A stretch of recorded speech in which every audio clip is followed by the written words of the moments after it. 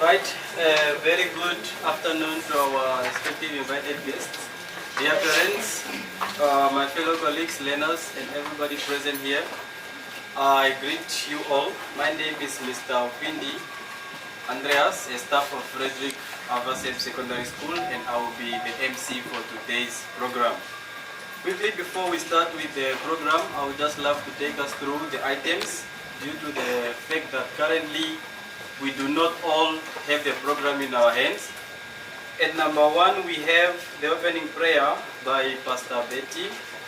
Number two, we have welcoming remarks and purpose of the meeting by Mr. Ethni Tanihau, the school board chairperson.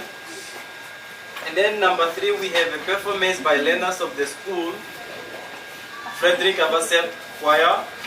Number four, we have review of the academic performance of the school by Mr. Chivikwa, the Deputy Director. At number five, we have analysis of challenges affecting the school by Mr. Ethni Tanihau, again, the school board chairperson.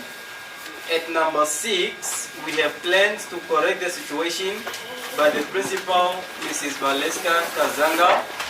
Number 7, we have a discussion by stakeholders, LRCs, teachers, parents, and community leaders. Number 7, we have recommendations by the regional head office team. Number 9, we have vote of thanks by Mr. Dashirwa. And then last but not least, at number 10, we have closing prayer and benediction by Pastor Mayor. Without further ado, if Pastor Betty is in our midst, I would just love to call him forward for the opening prayer.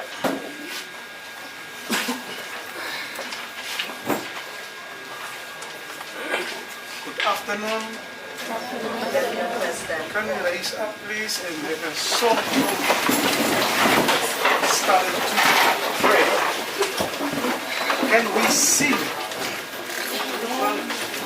Do we have voices? Yes. Okay. We bless your name, Almighty God. We bow before you. We bless your name. We bless your name, Almighty God. Almighty God. We bow before you. We glorify. We glorify your holy name. We bow before you. We glorify. We glorify your holy name. We bow before you. We bless your name. We bless your name, Almighty God. Almighty God. We bow before you. We bless your name. We bless your name, Almighty God. Almighty God. We bow before you. We glorify. We glorify your holy name. We bow before you. Let's pray. Heavenly Father, we just want to honor you this afternoon. You are our great God. We bow before your throne as we humble ourselves. And we say we depend upon you and your powers which is from above. And we acknowledge that we can't do nothing without you and your blessings. Please come and bless this meeting, Lord, with your presence. And we need the wisdom from above. Please come with your presence and guide us and lead us on the right way. We pray this humble prayer in the mighty name of Jesus Christ. Amen. Thank you.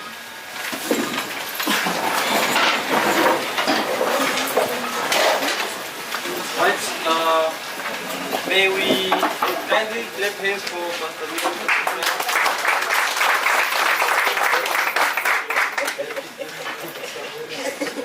All right, and once again, my apologies. It seems to be the program that I received did not have the part for singing the national anthem. So I'm again gonna humbly request us to stand on our feet as we sing the national anthem.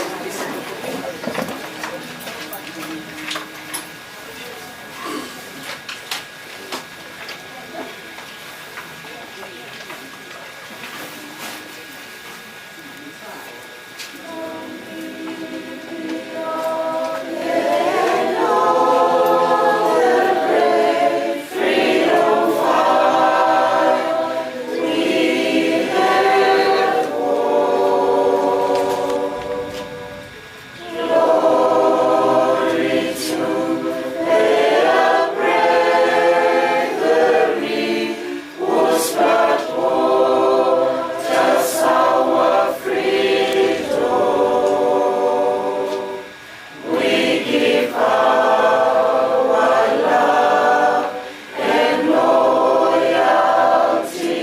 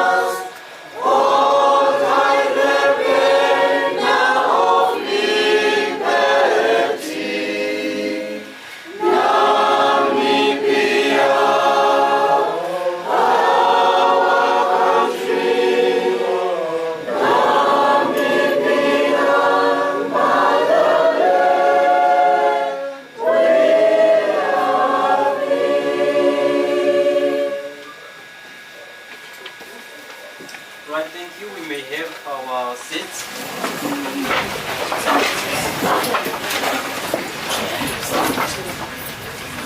Next on the program, welcoming remarks and purpose of the meeting by the school board chairperson, Mr. Anthony Zanihab. Mr. Zanihab, the floor is yours.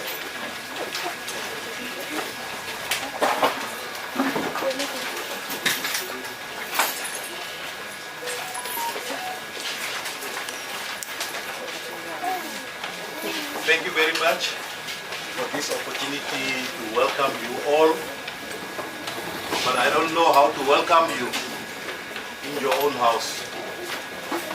So feel free, you are welcome at Fridrich Awaseb, our school, our home, and pleased to be. Thank you. I can see here on the program, they are also saying that I need to propose the purpose of the meeting. The purpose that we are holding this meeting is, as you know, we were having our parents' meeting. We informed them gradually what's the status quo of our school. It's not very good. Our performance of our learners last year was so disappointing. Although we tried our best through every means that we were having. The teachers give their input. We took our learners even to Magalani Hostel to go give them extra classes. We were having holiday classes, but despite our performance was not favorable at all. Now the purpose that we are holding this meeting is to engage all the stakeholders, all the other schools, so that we need to emulate, to copy what they are doing for us also to produce best of the best. We also want to be on the map like any other schools. So we don't want to do this thing alone, on ourselves, because it's a community problem. Because if the learners is not going to perform very well, what are we producing? Then we are going to see that we are going to produce a bunch of street kids, criminals, which is going to affect each and every stakeholders. That's why we are having Ministry of Health on board. We are having our two pastors, Pastor Sandra, Pastor Bertie. We are having our principal from Oshivanda Secondary School. Then we are also having our expert, our retired principal of Omulunga. We are having our police, Chief Inspector Andrew Coopers. Always if we are having trouble with our kids, with drugs and alcohol, we know where his number is. Those are that we are making a meeting here.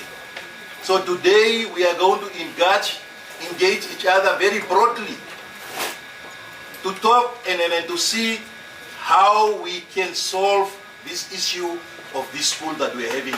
Fridrich Awaseb is a historical school. It's one of the oldest schools that you are finding in Grootfontein. The name Fridrich Awaseb is coming from our pastor. It's a Christian school. We are not only here to come and talk about the learners, we will also touch about the status of our school. You can see most of you were learners here. We could not come today and sit in the tent and talk about the events of the school. There's supposed to be a school hall stand here. You can see there's the one partly which is incomplete for numbers of years. These are the issues that's discouraging our learners. Because every now and then they need to carry the school chairs and the school desk and then come to Pastor Sandra at Lutheran Church to go write their exams. And those halls are not free of charge. They are being paid. It's money that the school is paying in order for the kids to write the exams. As the parents, we can see right next door There's a brand new school which are under construction. On our doorstep, while we are having an aging infrastructure, you can see this school was last painted while I was here, schooling here. These buildings was last as they were while I was schooling here. I was also a learner here. So what are we doing as the parents and the community of Grootfontein? It's good that the inspector is here, the deputy director is here, but our cry needs only not to go to the learners, their performance, but we need to focus beyond what are the contributing factors that's affecting that these things are happening, because it's very broad spectrums that's affecting the deputy director. We need to look into it, that we need also to upgrade the classrooms. The classrooms are overcrowded. We are having in one class 49 to 50 kids, and in a period of 45 minutes. How is the teacher going to give attention to each and every learner during that short period of time? These are the issues that we need to sit, we need to discuss, we need to advise each other the way forward, what we can do for the betterment of Fridrich Awaseb. Fridrich Awaseb, the name is not just a church name. It's not just a pastor's name. The name is holding the history within Grootfontein. It needs to be carried in such a sense that Fridrich Awaseb was also somebody that contributed to our independence of Namibia. Many learners, many people went through him. Our late veteran England Awaseb also went through him. So with these few words, I would like to tell everybody, the learners and the parents, the teachers, the director, our inspector, welcome to our meeting. Thank you.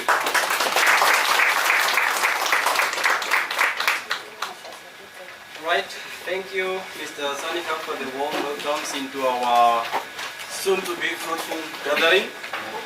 Next on the program, we have a performance by Fridrich Awaseb School Choir. School Choir.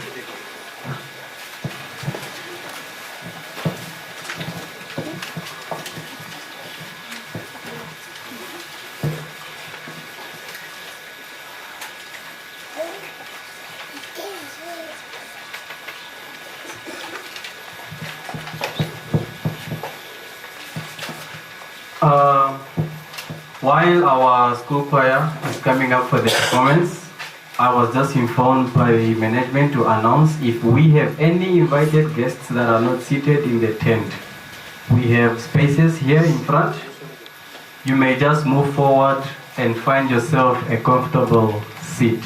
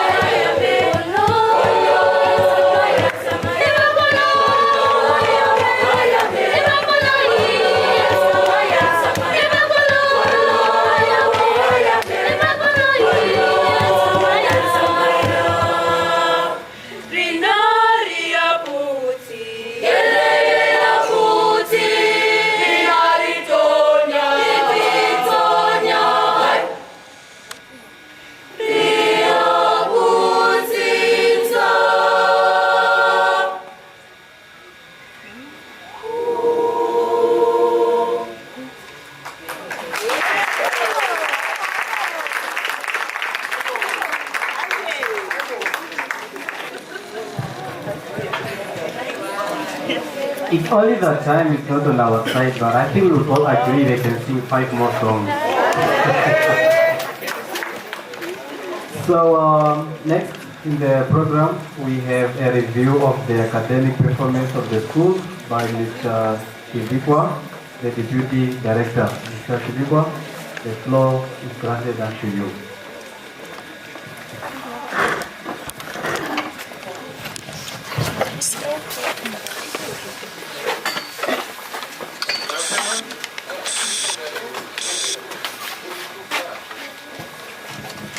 Coming now.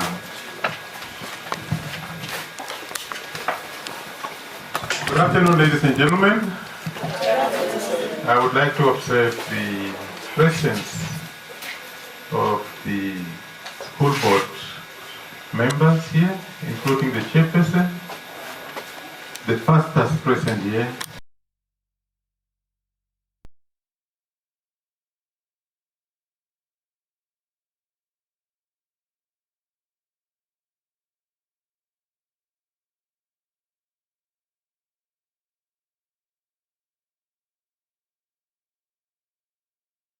Different sectors here. I really appreciate your being here.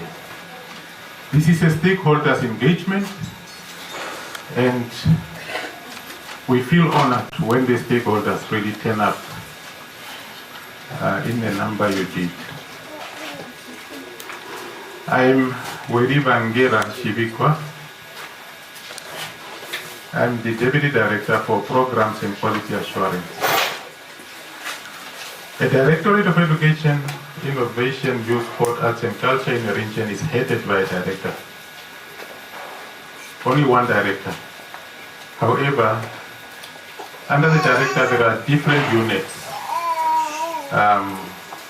which are spearheading different aspects of the directorate, of which 2 units are headed by deputy directors.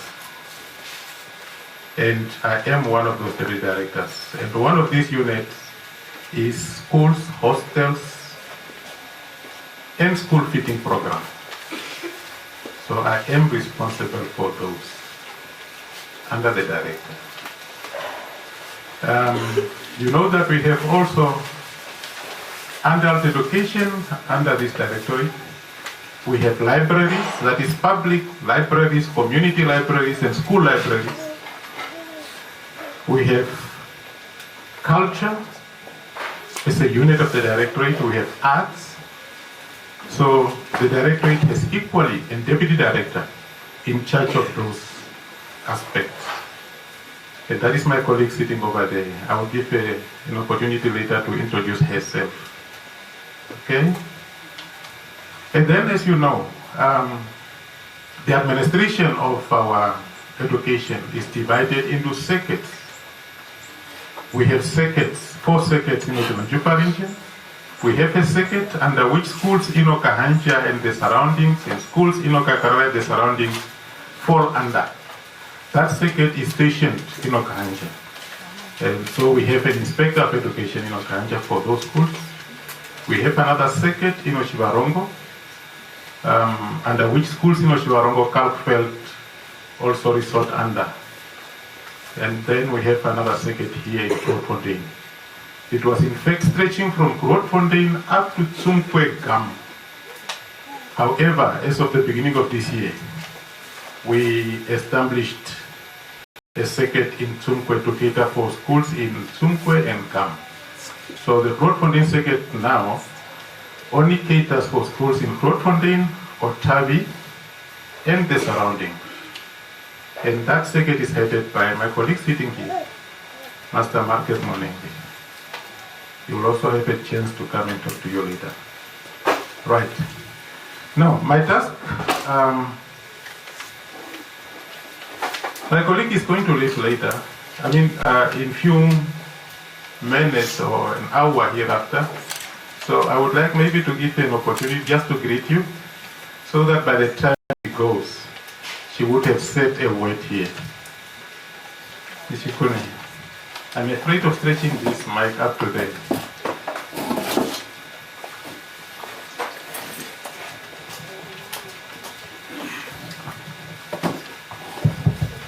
All right, thank you very much, dear colleague, Mr. Chibikwa. Our invited guests, our dear parents and members of the school board, the school management, dearest teachers and our learners, a very good afternoon to you all. Right, my name is Katrina Deshipanda. Shikuni is my surname, and as introduced by my colleague, I am the Deputy Director responsible for lifelong learning, arts and culture in the Oshetanjupa region. Since this might be the only chance I'm getting to talk to you, as I'll be leaving in an hour or so, which is not my intention, I really wish to be here until the end of this meeting. I just would like to indicate that when we had the engagement this morning with the learners, it was brought to my attention that Fridrich, Awaseb, a secondary school, as big as it is, does not have a functional library. It's indeed a pity. And I really feel pity for the learners. Because we do not expect our learners to perform while they rely on a mere textbook.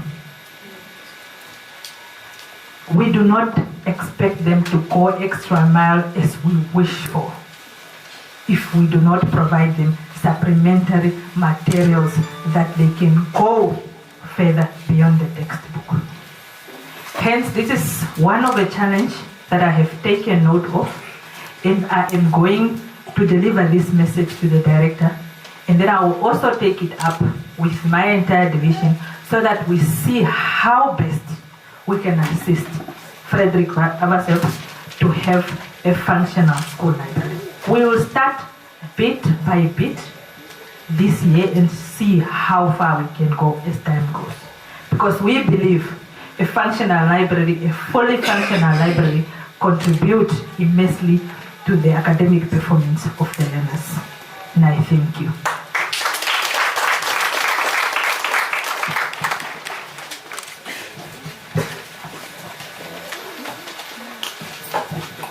All right, thank you so much. Now I will jump to carry out the assignment I was called to the front for. But before I do that, I just want to take you quickly through the program. Just to alert you of the fact that it's a lengthy program. You must prepare yourself mentally, probably spiritually and otherwise, because we will be here for some time. We are right now at point 4, that is a review of the academic performance of the school. Thereafter, we'll have analysis of the challenges that affected the school to perform the way it did, which will be given by the school board chairperson. And that will be followed by the plan to correct the situation which the school has crafted.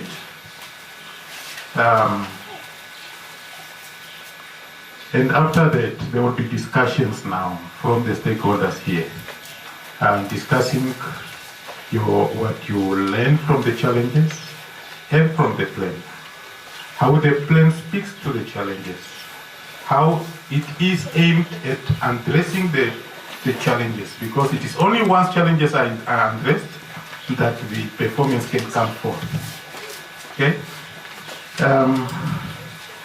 And that will be followed then by number 8, which will be the recommendations by the academic mentor. Unfortunately, we do not have her around here.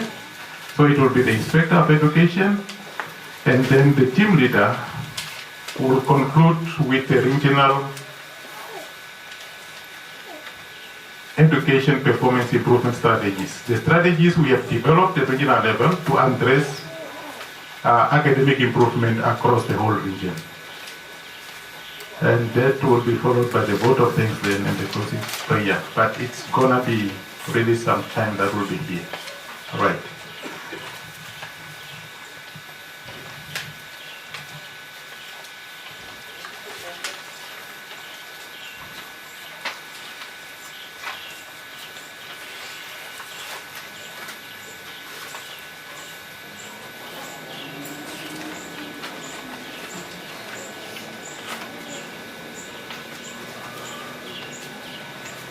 I'm not so sure if everybody can see here in front.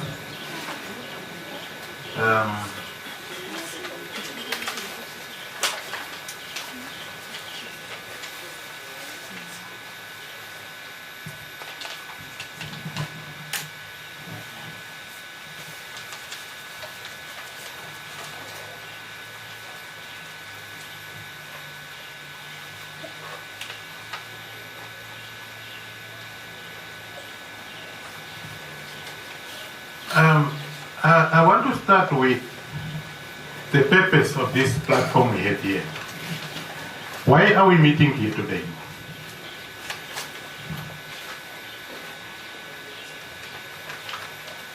Our meeting today, this platform that we have today, is required under the Basic Education Act 2020, that is Act number 3 of 2020. I'm sure the staff members that are here, you know how to read legislation like this act. This act is the Basic Education Act 2020. Act number 3 of 2020. What do we mean when we say it is act? It is the Basic Education Act 2020. That is a short name for the act. What do we mean when we refer to this act as Basic Education Act 2020? Why 2020? You know, at every platform, as teachers, we want to teach as well. Somebody must take something back home. Okay? Colleagues, the teachers, can you help the other stakeholders here to understand why we refer to this act as the Basic Education Act 2020 in its short name? I thought you were raising the hand to answer. You are putting away the cell phone. All right. The reference to the 2020 means that this act was passed by Parliament in the year 2020. That is why we refer to it as the Basic Education Act 2020. Okay? And then in the full name we say it is the Basic Education Act 2020, Act number 3 of 2020. Why 3 of 2020? It was the third act to be passed by Parliament in 2020, right? So that is why that reference. Good. Now, section 44. Again, I must.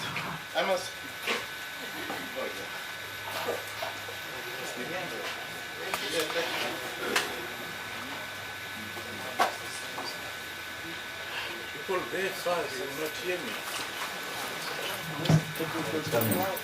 All right.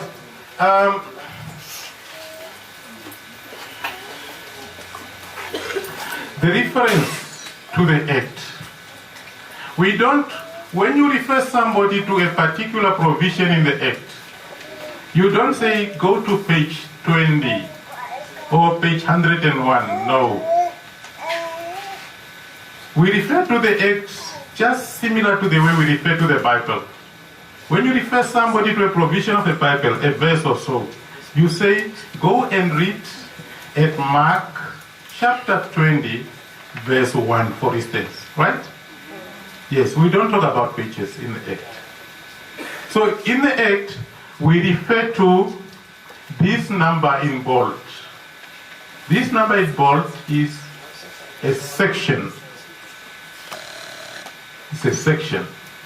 The number in bracket is called subsection.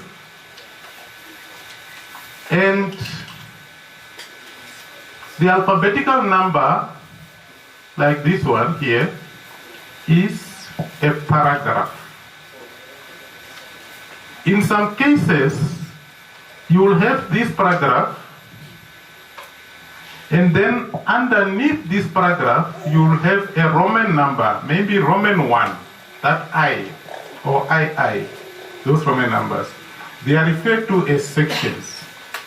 So if they were there, I would say section 44, subsection 1, or say section 44, subsection 2, paragraph A. If there was another paragraph here with Roman number, I would say item. Section, subsection, paragraph, item. Sometimes also we have sub-paragraphs. That will be AA or BB before you go to the item. Okay. I thought we taught our teachers this. Mr. Sanga. All right. Now, the section 44 of the basic education talks about support for underperforming state schools. It is a requirement that the director support underperforming schools. And that is why we have this meeting today, this engagement. It is part of the support the director render to an underperforming school. Section 44, subsection 1 says, a regional director must annually, from the reports contemplated in section 47, subsection 1, paragraph A, and from other relevant reports, identify any state school that is underperforming. Okay? So the underperformance is determined from the reports submitted by schools. At the end of each year, schools submit reports to the director. Many different reports, and among those reports is a report on the performance of learners. We get reports which indicate how many learners how many learners were in grade 1, how many learners were in grade 8 in the case of this school, up to grade 11. And of those learners who were in a particular grade, how many learners were promoted to the next grade? And how many learners were not promoted? What is the percentage of those learners who were promoted to the next school? What was the percentage of those learners who were not promoted? And at the end of the year, there will be also learners transferred for different reasons. Their number will also be indicated and the percentage thereof. Besides that, we also get a report from schools depicting the symbols or grades learners obtained in the different subjects. Whether they pass or fail, how did they perform? How many learners got A's and B's and C's in a particular subject? How many learners obtained A, B, C are the quality grades? D, E, and U, in case of grade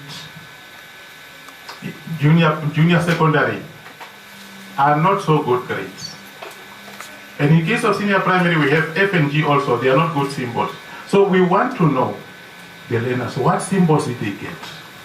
How many learners got quality grades, and so on. So it is from those reports that we determine whether a school performed well or underperformed. Okay?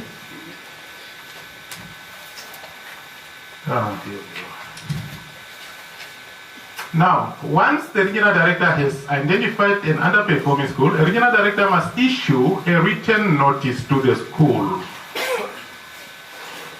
If the director is satisfied that the standard of performance of learners is below the prescribed standard. If the regional director finds that this school's performance was not good, a notice will be written to that school. Did you receive the notice, Mr. Sanga? Yes. Where is that notice? It's on the notice board. It's on the notice board, in the staff room, or outside? Outside and also in the staff. That's very good.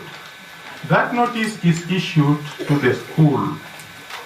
It's not to the principal. Sometimes principals would receive that notice and they keep it in their drawer. It is for the school. It is to notify you. It's a notice to notify you that the school did not perform well in the previous year, so that all stakeholders take note of that.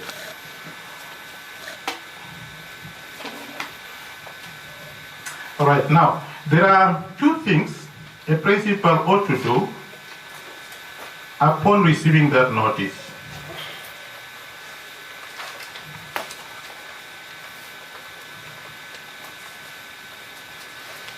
Within 14 days, within 40 days after delivery of the notice, the principal must respond to the notice. Principal must acknowledge receiving the notice. And together with this acknowledgement, the principal must furnish the director's office with a plan for correcting the situation. Principal will say, I acknowledge that my school did not perform well previous year, and here is my plan to correct the situation during the current year. Ms. Kasanga, was that done? Yes, it was done.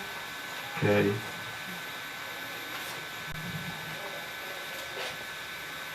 All right, now, the director, besides informing the school, getting the acknowledgement, getting the plan, there are also steps the director must take to support the school, because he said the purpose is to support.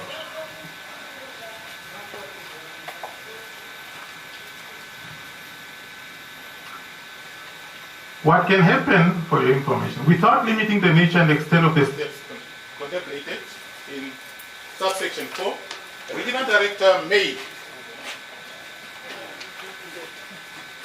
No one to help me. You're just sitting, Master Director, the ceremony. Among the things, I think it is here. Because when I moved a bit here, it started working. Just something here has to do with the connection. So among the things that the director can do is to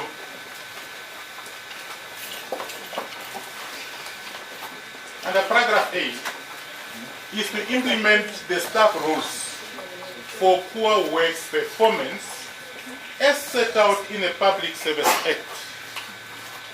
Okay? Those of us who work in the public service, we know the Public Service Act, right? Do you know the Public Service Act? Yes. Everybody who works in the public service ought to know the Public Service Act. Who work in the public service, yes. Which year was that act passed by Parliament, the Public Service Act? 1995. Okay. Just hold on you. It is Act number what? The Public Service Act is Act number what of 1995?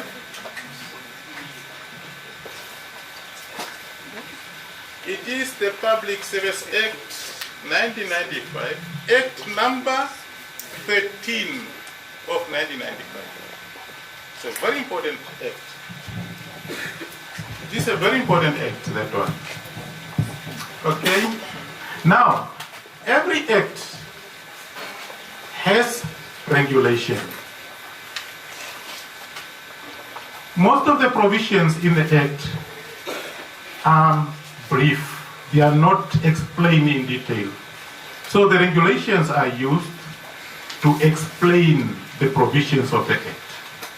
So the Public Service Act 1995 has also regulations. And besides the regulations, there are also public service staff rules.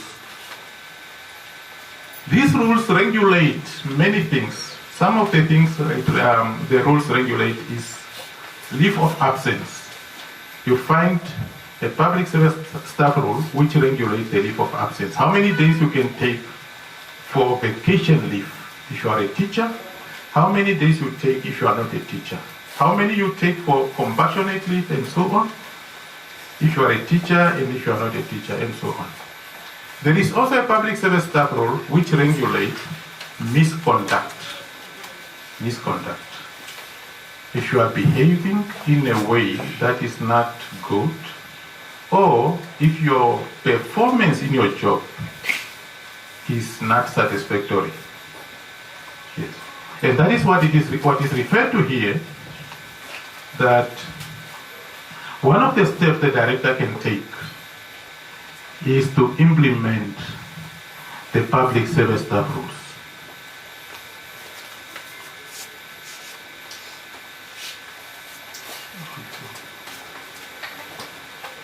Yes.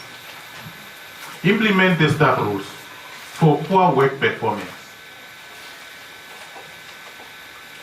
We have categories of performance or categories of offenses in the misconduct policy, in the misconduct public service staff rule. And these categories are categorized into minor offenses, serious offenses, and major offenses. Poor work performance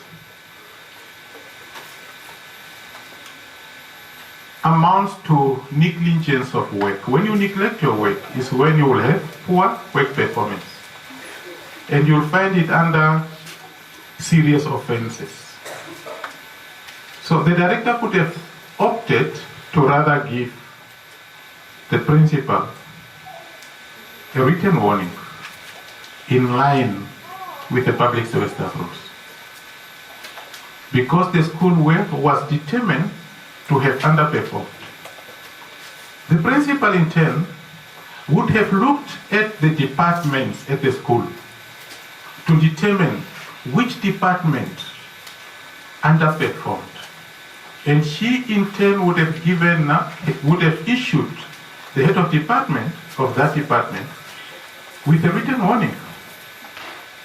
And the head of department of that department would have looked into the department to find out as to which subjects in my department, which teachers in my department, in fact, performed poorly to cause my department to underperform, and give those teachers or that teacher a written warning. But the director decided otherwise. He said, no, I'll go to the schools. I'll go to those schools. I'm going to engage the stakeholders.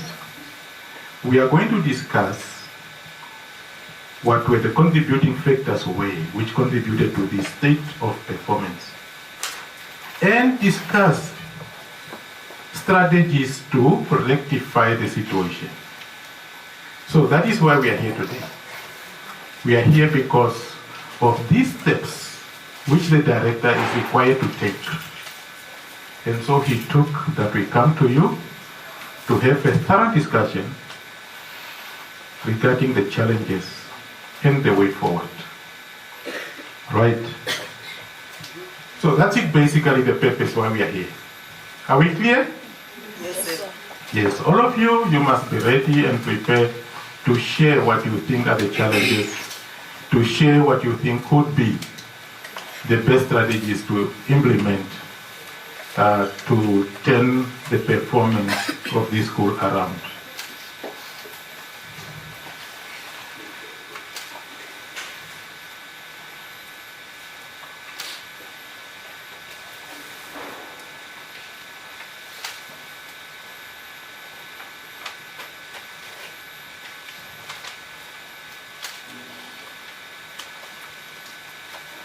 Now, I want to turn to the school board briefly.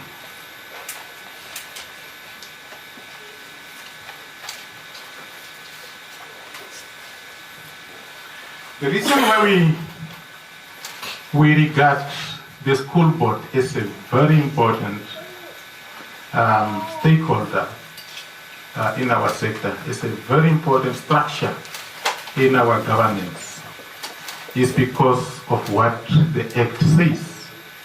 If we go to section 49 of the Basic Education Act,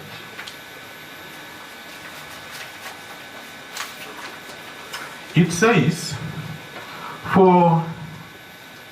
there is established a school board for every state school.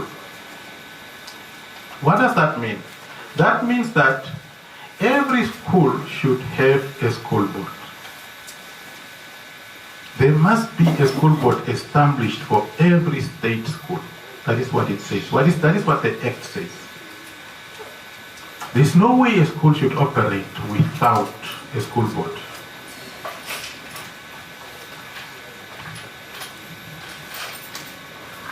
Subsection 2 says, subject to this Act, the governance of a state school is vested in its school board. The governance of a state school is vested in the school board.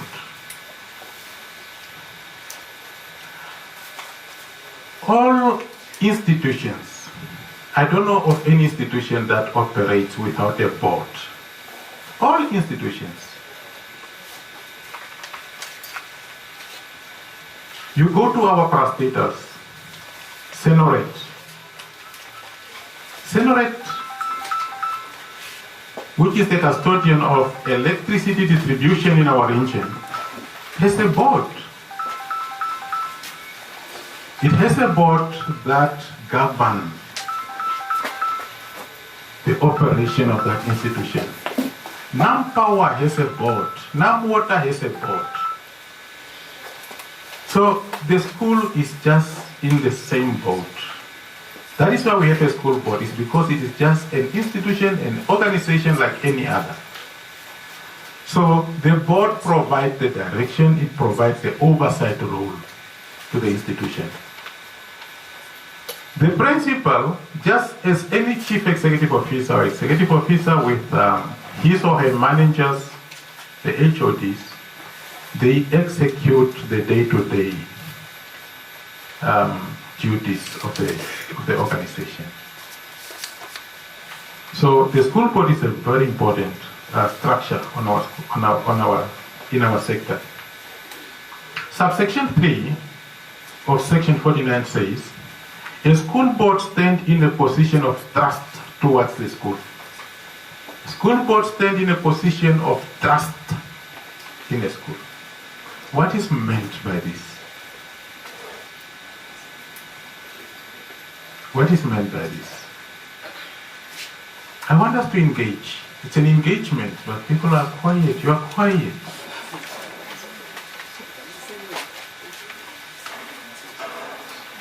During December vacation, people go to different places to celebrate Christmas, isn't it? Many people would go to the coast for Portmont and so on. Others would go to the farms. And when you go, you want to make sure that you leave your house in good hands, and so that you can come back and find it the way you left it, isn't it? You would find a relative or a friend or a child that you leave there to ensure that nothing would go missing, that nothing would be destroyed or damaged while you are gone. Okay? And as you are leaving, what do you put in this person you leave behind? Trust. That is a sign. That is what the minister is doing. The minister is establishing a school board, and then she turns away to leave the school. She leaves the trust of that school in the school board. The school board is a custodian of the buildings. Even if you want to repaint this wall from blue to any other color, it is the school board that will take that decision. If a church or any organization wants to make use of the facilities of this school, the classroom or whatever on a given day, it is a school board that will say yes or no. The school board is a custodian of the school finances. Before any money is spent at the school board should say yes. A budget should have been drawn, approved by the school board, so that Ms. Kasanga can start spending the money in line with the approval of the school board. So it is a very important structure. Section 50 talks about the functions of the school board.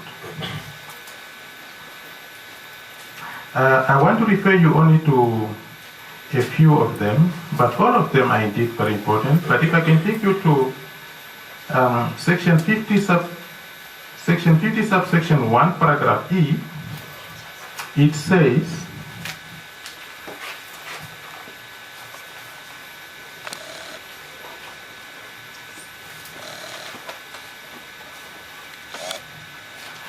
the school board support the principal, teachers, and other staff members of the school in the performance of their professional functions. That is one of the very important functions of the school board, is to support the staff members at the school in the performance of their duties. The school board adhere to any action taken by the minister, the executive director, or the regional director in terms of the Public Service Act to address the inability of the principal or a teacher to carry out his or her functions effectively. The school board administer and control the school finances, like I said earlier, the properties, infrastructure, including school hostel, whether it's a school hostel. And very important also,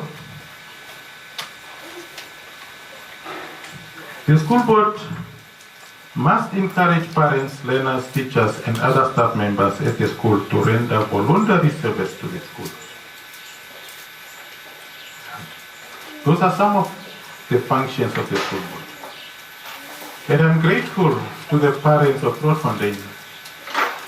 Really, you have shown your support and cooperation today.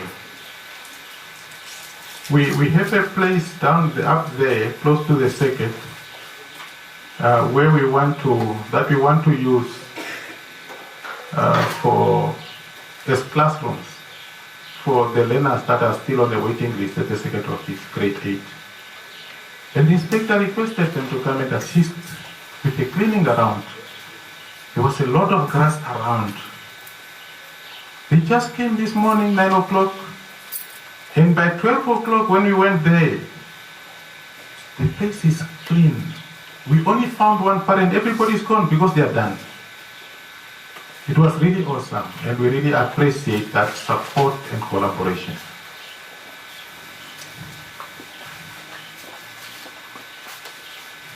I want to take you now to another very important section of the school board. It is section 51. It talks about functions the school board does not have, but which they can request from the regional director to perform them. What are those functions?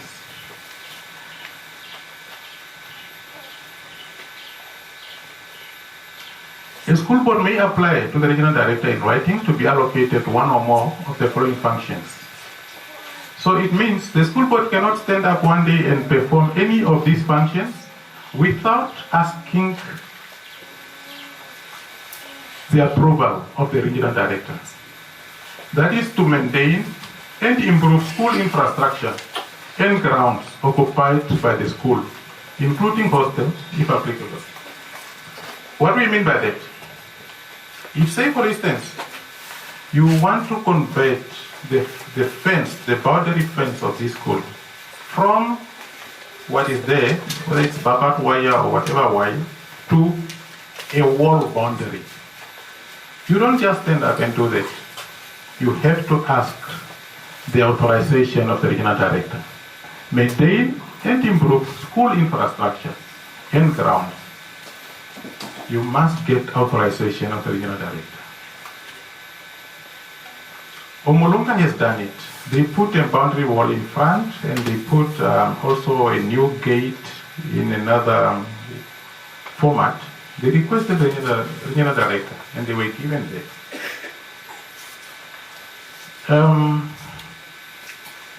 The choice of subject options or extramural activities, if you want also to determine or change, the school board asks for that.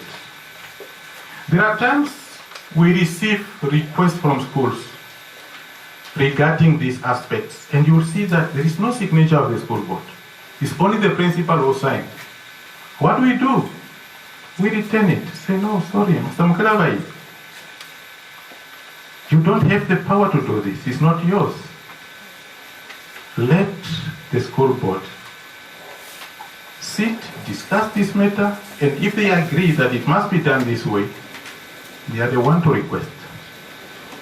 So that letter should be the signature of the chairperson, and minutes of the meeting that decided on that must be attached. The same applies to the purchasing of textbooks. We have to purchase textbooks, yes. The textbooks the government provide are not sufficient. If the school decides to purchase at least some textbooks for the different subjects, which is a good thing, the school board must request that authorization from the regional director. So those are some of the very important provisions regarding the school board that I wanted to share. Right.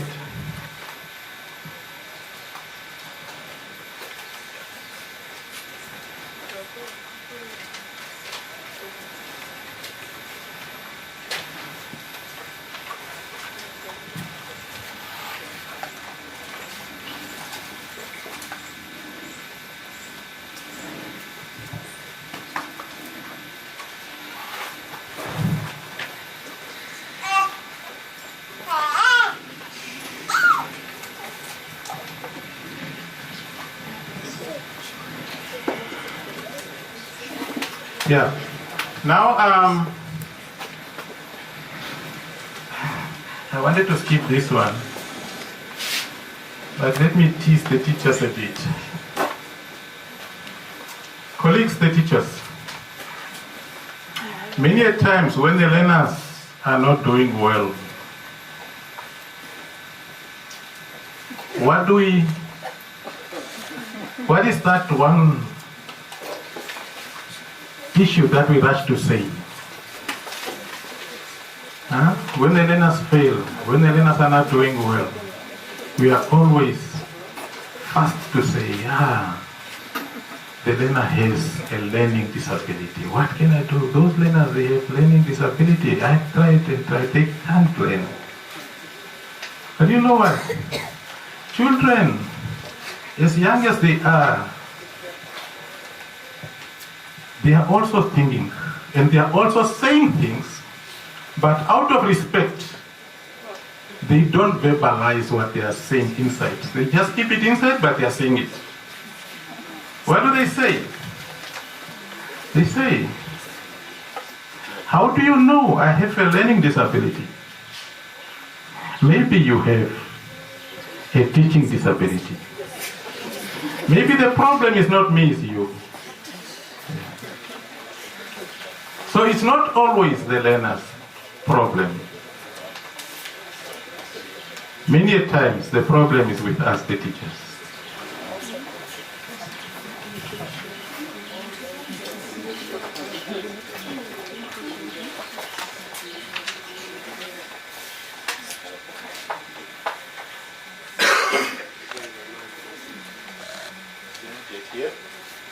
Yeah. Now, I want to take you to this. I want to talk to the teachers now. Teachers, I'm sure you still remember the boy from Botswana, Teboho,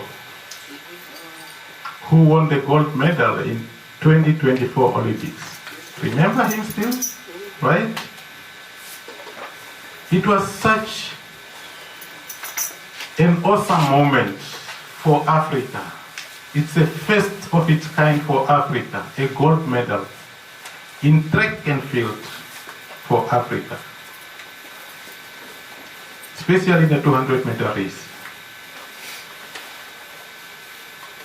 But do you know what? The gold that Teboho took that day, the kind of performance Teboho put up that day, it was not made that day. It was not made that day. That day, it was just simply shown. The success was shown to us that day, but it was not made that day. The outstanding performance you would see in the ring, when a boxer steps on the ring and he hit the other boxer within the first round, within the first 5 rounds. That excellence is not made in the ring. It's not for that day. It was done way back. There were many, many days of hard work in the gym, on the road running. What we are seeing now is we are just shown the hard work that was there already. So, what we normally see, the success that we normally see, come from what is done underground. It comes from a lot of hard work that we have not seen. That learner that is scoring A's and B's finally in the examination, that is coming number 1 at this school, has worked hard throughout the whole year. What we are seeing eventually at the end of the year is just the result of the hard work that was put in underground. There were sleepless nights. There were sacrifices in the afternoons while others were going to enjoy themselves walking around the streets. This learner had chosen to remain at school, had chosen to go to the library and study. What we are going to see at the end of the year is just the result. So what we are seeing here, the success that we see many a times everywhere, is the tip of the iceberg. The hard work, the sacrifices, the dedication is underground. Underground. So this presentation here, I just want to indicate to you that you need to dedicate yourself to your work right at the beginning of the year now. You need to have a lot of hard work in the afternoon, over the weekend with the learners, during the holidays, if you want to eventually see the result of this hard work showing here on top. If there is no hard work underneath here, nothing will come out on top here. Okay? And during this dedication, hard work, And discipline, there will be disappointments at times. Maybe the hard work of this school has started already. And it is going to show off at the end of this year, maybe at the end of next year. This is just part of the disappointments you come across on your way to success, maybe. I'm hoping so. On your journey to success, you will have disappointments, and you must still continue sacrificing. You will have some failures, but you should still persist, and success will eventually show up.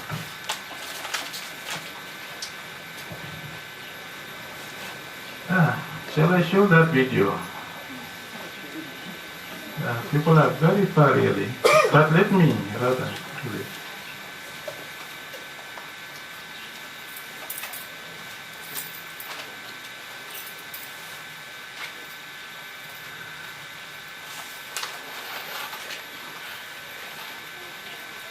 I want to show you the amazing race, and unfortunately I don't have sound boxes here. There will be no sound, but just look at the picture.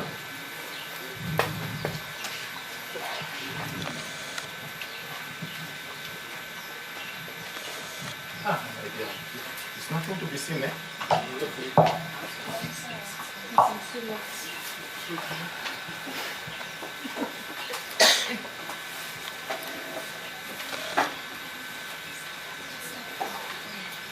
Let's start from the beginning.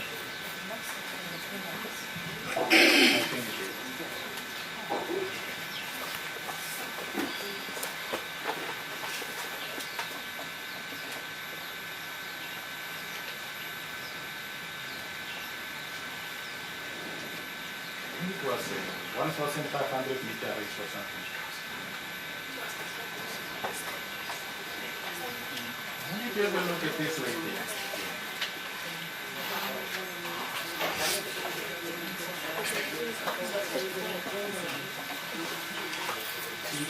Number 2, now she's taking over here. She's right in front now. Yes, there she is. She stood up. She started following them.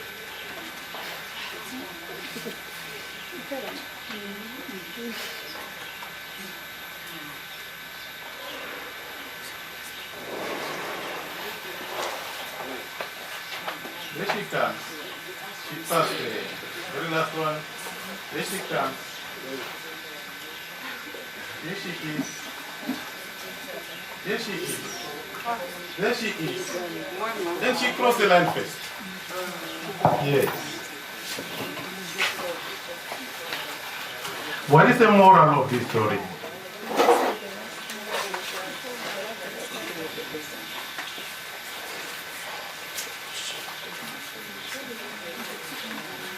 What did we learn from that story? Learners, my dear learners, I have learners here. What did you learn from that story? Yes? Please stand up. And you speak loud. To keep pushing. You must keep pushing, regardless of what may have happened, right? Yeah. Did you understand that, learners? Even if you fall down, stand up and forge ahead. Don't give up. Okay? That is the message you are getting there. And this is a situation wherein our school is now. Our school fell flat on the stomach. But don't despair. Rise up, stand up, and forge ahead. Okay.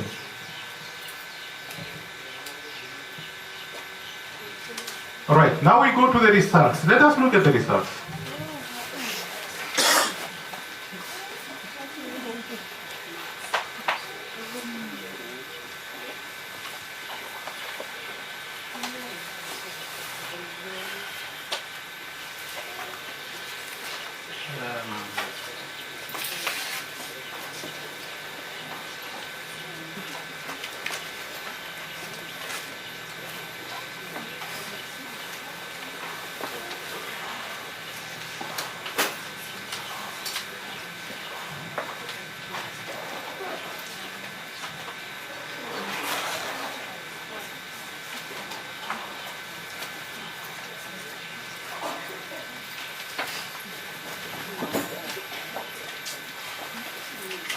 You see that?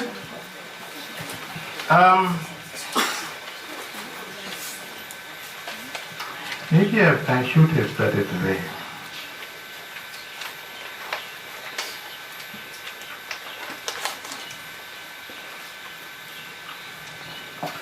Our region, Juba, in the 2025 examination for NSSCO, in terms of schools are ranked, or regions are ranked in terms of the number and percentage of candidates that are promoted or which qualify for the AS level, the advanced subsidiary level. That is a yardstick for determining the performance in the ordinary level. Now, when you look here, what is Juba? And mind you, our region has been on a downslope for the past 4 years or 3 years. Yeah. In 2022, we were position number 5. And that has been more or less our position for many years. It has been there, fluctuating there between 4, 5, 6, 4, 5, and 5 was the most reasonable position for the region. So it was in the top cohort of the best performing regions. Then, in 2023, we moved 2 steps backward to position number 7. And in 2024, we moved backward 3 more positions to number 10. And last year, we moved again 1 step backward. It's like our vehicle is in a reverse gear. The driver doesn't know a forward gear. Yes.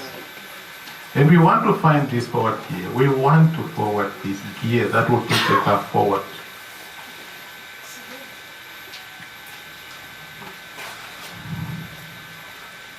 When you analyze the performance of the region,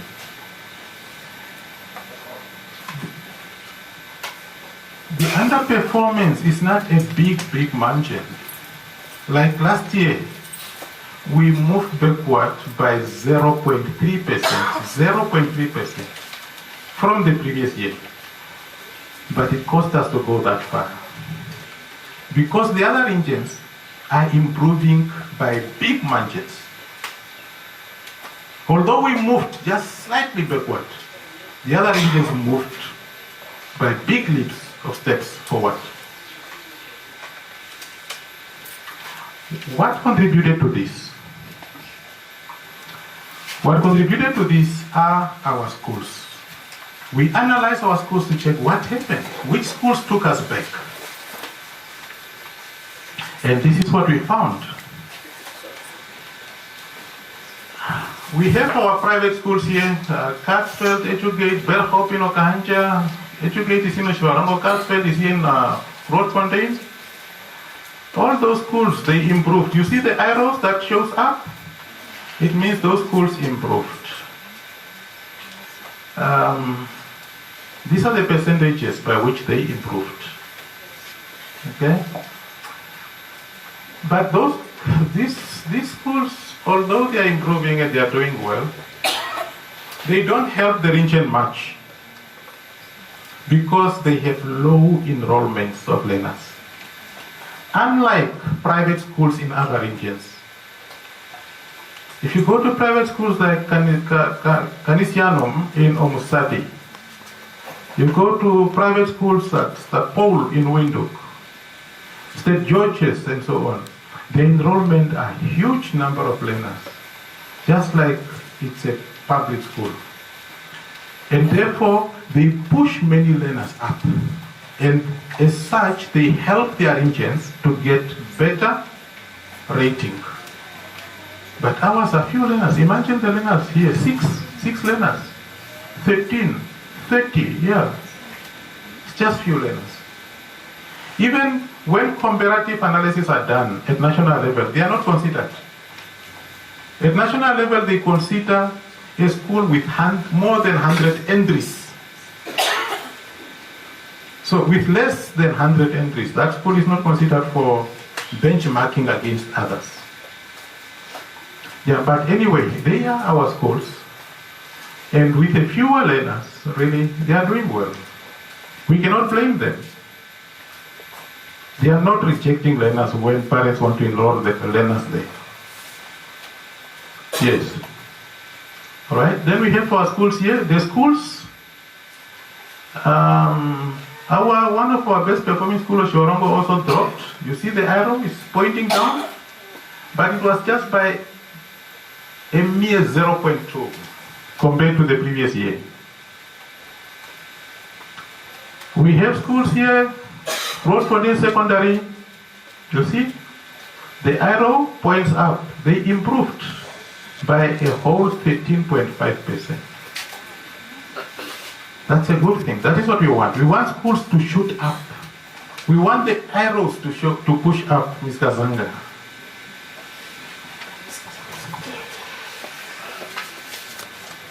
Ukamatapati also dropped here by 0.8.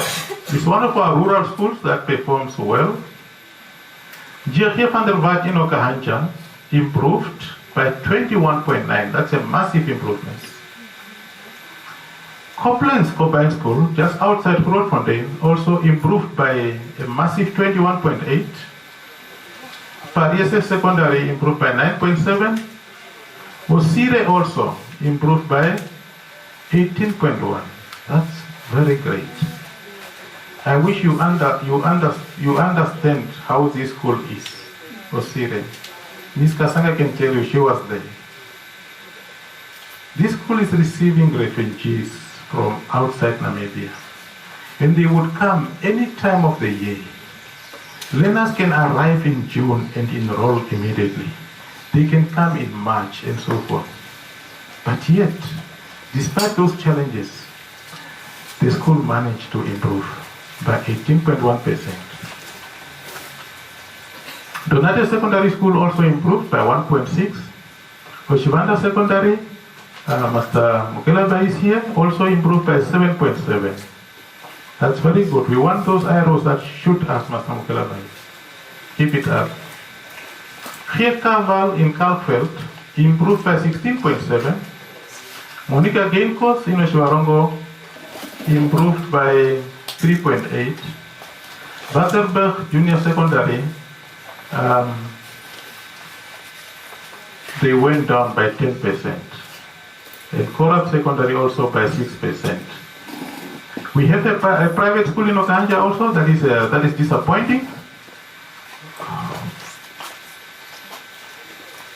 They went down.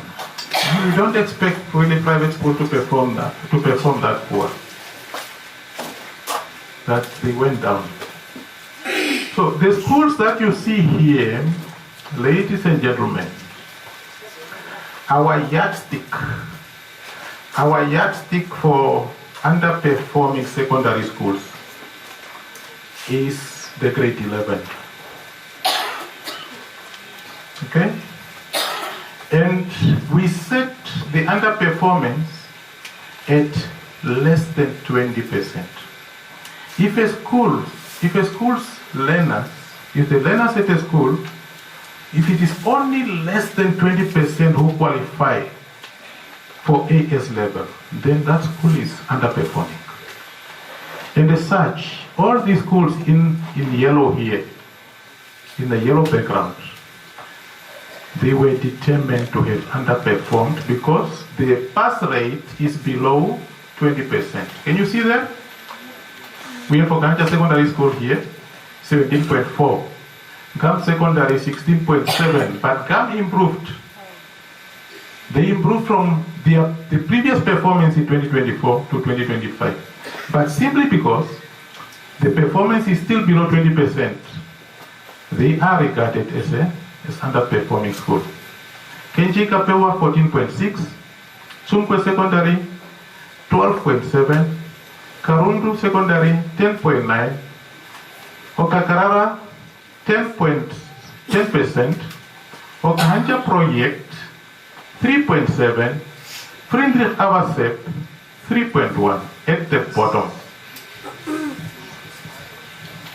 That is unfortunately the state of performance at this school. Yes, that is a state of performance. We have so many learners here, really. How many learners do we have in grade 11, Ms. Kazanga? Sorry, How many learners do we have in grade 11? currently there are 135. 135. You cannot tell me really. All those learners, all those 135 learners are not academically inclined. They are not academically gifted. You cannot tell me that. I will not agree with you. And I told them this morning, that take it from me, I have vast experience in education. Even if you are a brilliant learner, if you are an A learner, A student, B student, if you are not focused, you don't put in efforts, you are not committed to your schoolwork, you don't have discipline, you will still not make it.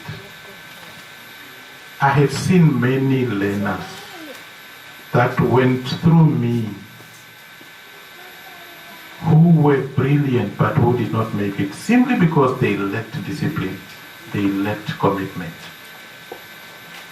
I have seen many learners who were average learners, D candidates kind of, D learners, E learners, but who worked hard, who dedicated themselves to schoolwork, and they really have become successful. I have seen struggling learners who were rather really E candidate, F candidate, but through hard work and discipline, who managed to score D's and maybe few C's out of hard work, out of real pushing. Every learner can make it provided you put in the discipline and effort required, regardless of where you are.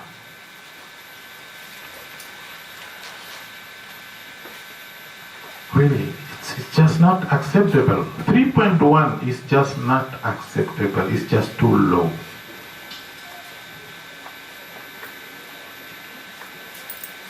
All the teachers and learners alike, you just need to put in the next gear. The lady we saw there in the video, you know what she said when she was interviewed? She was asked that, how did you manage that? How could you trip, fall down, and yet stand up, chase the pack, and manage to come number one? She said, I used a gear I never knew I had. So she put in efforts. She never knew she could really put those efforts to get to number one. The same applies to the teachers at this school and the learners.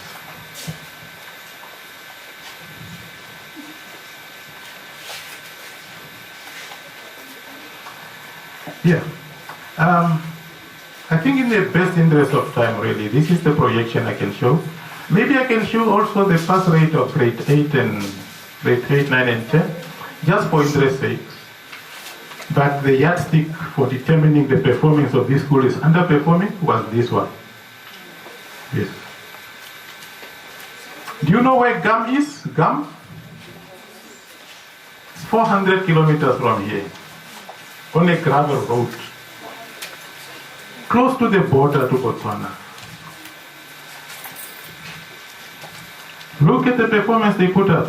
I'm talking to the learners now. Learners, can you see? Although they are underperforming, they performed far better than you. They have bigger challenges than you.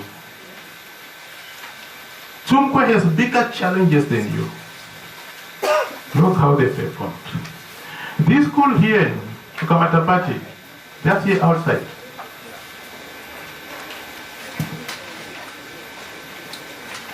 That school is in a rural area. It's a settlement. You are not in a village council. You are not in a town council. You are in a municipal area where you have everything. I'm talking to you, learners.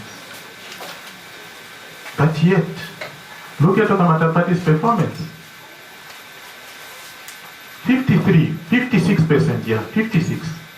About 50% of the learners qualified for AS then, for AS. Actually 60%, 56, round of 60%. But yet, 3.1.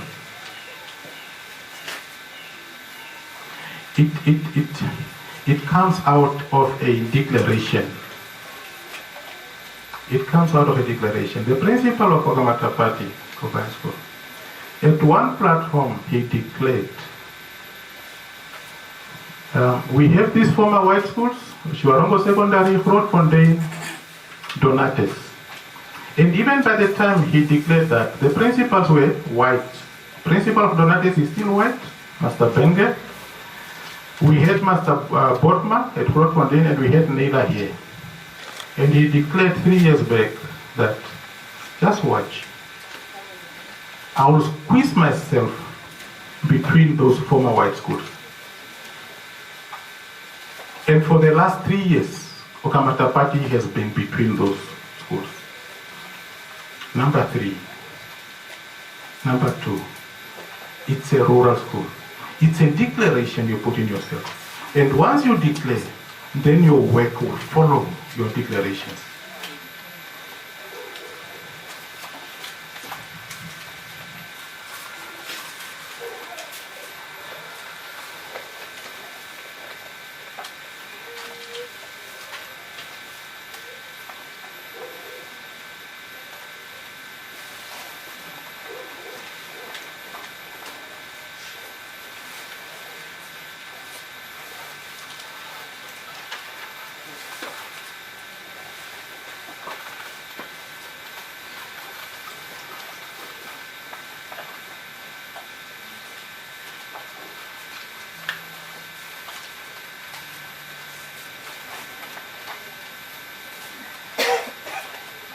I want us to look at the other grades.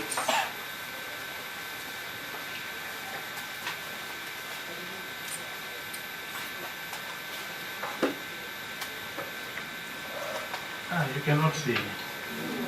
Does it help to enlarge? But let me try anyway.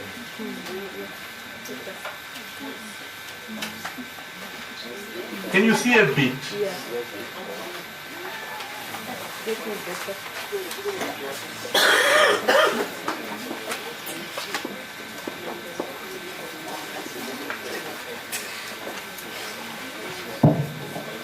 All right, now I must look for if Fridrich Awaseb is here.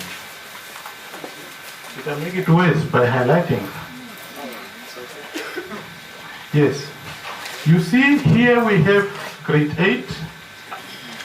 Number of learners. This is the total number of learners in grade 8. Fridrich Awaseb last year had 239 learners. Number promoted. The number who were promoted out of 239 who were promoted were only 40. Out of 239, only 40 were promoted from grade 8 to grade 9.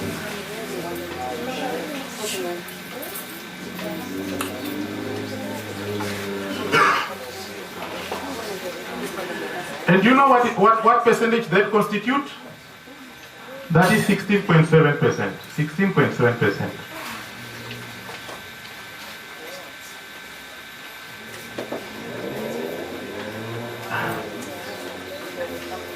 So a whole 199 learners did not make it.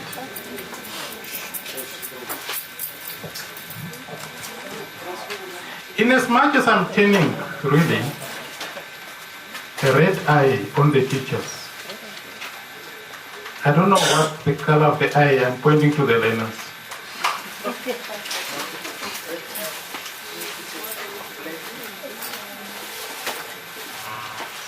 Do you give the required cooperation to the teachers? Do you give the required cooperation to the teachers? Do you put in efforts, yet really the picture is that way?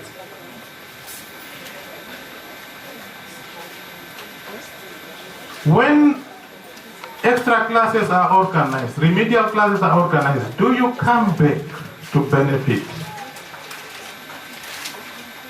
Do the teachers organize extra classes to help the learners? These are questions that are running in the mind of every stakeholder here when they see this kind of performance. And mind you, very important, school board, if you look here, out of the 199 learners who did not make it, 137, close to 140 were pushed forward. Go to grade 9. What is going to happen in grade 9?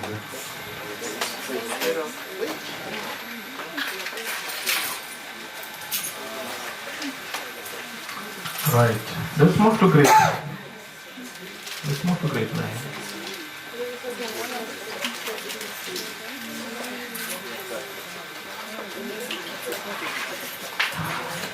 In grade 9, the school has 173 learners. Only 36 were promoted. Only 36 were promoted. And that is 20%.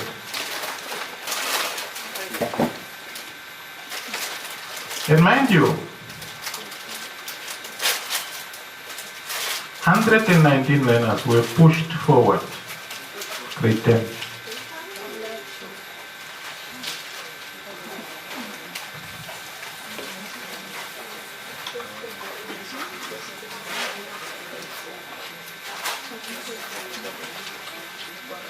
Grade 10. How many learners were there? 155. Only 29. Only 29 were promoted to grade 11. And that is 18.7%. And mind you, the 121 learners, from the 121, 110 were pushed to grade 11.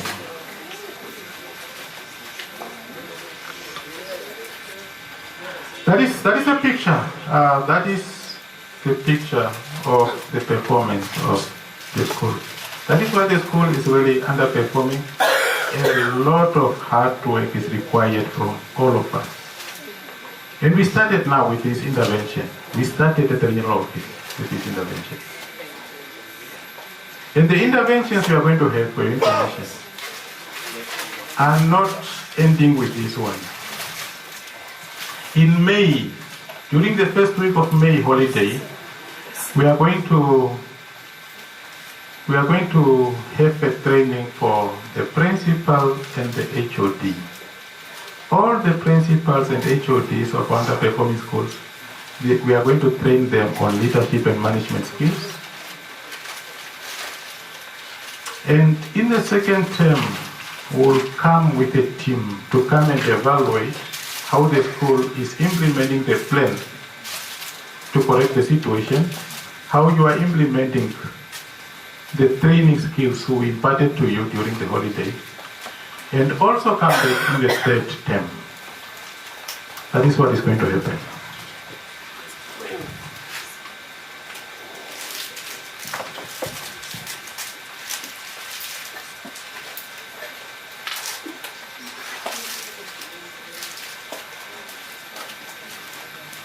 I think I will leave it here for the next item on the program.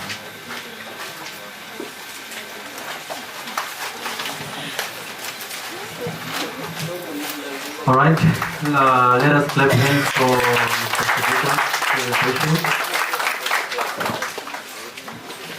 Truly, it is, you know, from the video we watched, have we noticed that the lady was second before she fell? And then she rose up, kept running, and then ended up being the winner. As much as the summary was made that keep on pushing despite the shortcoming that you might have had, I have learned from that video that the fact that she was second, she knows her potential. I was already second before I fell. If I get up, the probability of winning is very high. This our Fridrich Awaseb, I heard once that it was #1 in the region. Back in the years, it used to be #1 in the region.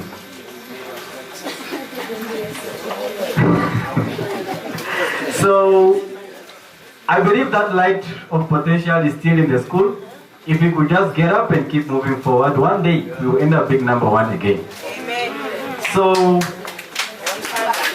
moving on to the next item, at number 5, we have our analysis of the challenges affecting the school by the school board chairperson, Mr. Ethni Sanihab. Sir, the floor has been granted unto you.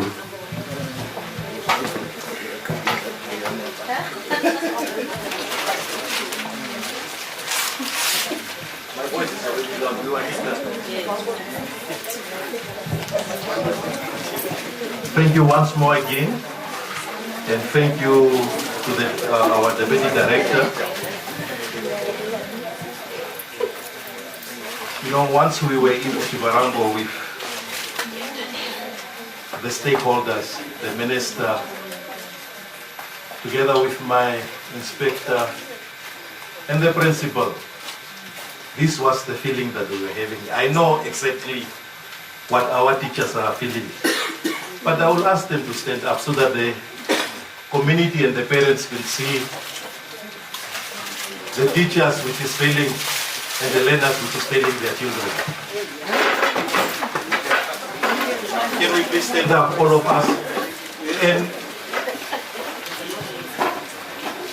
I can see some of the teachers are there on the back and the parents cannot see it. Come here in front because we want the parents to see you. Teachers, come here in front, please.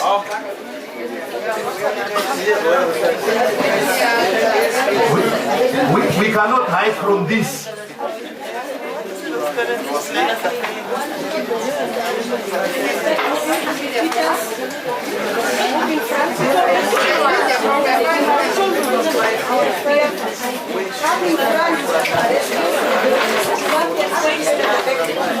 There's a reason why you're called. Just come.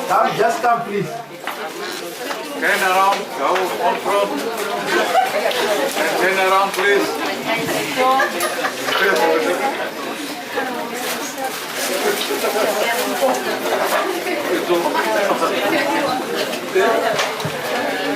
I think we are having 28 teachers in the school.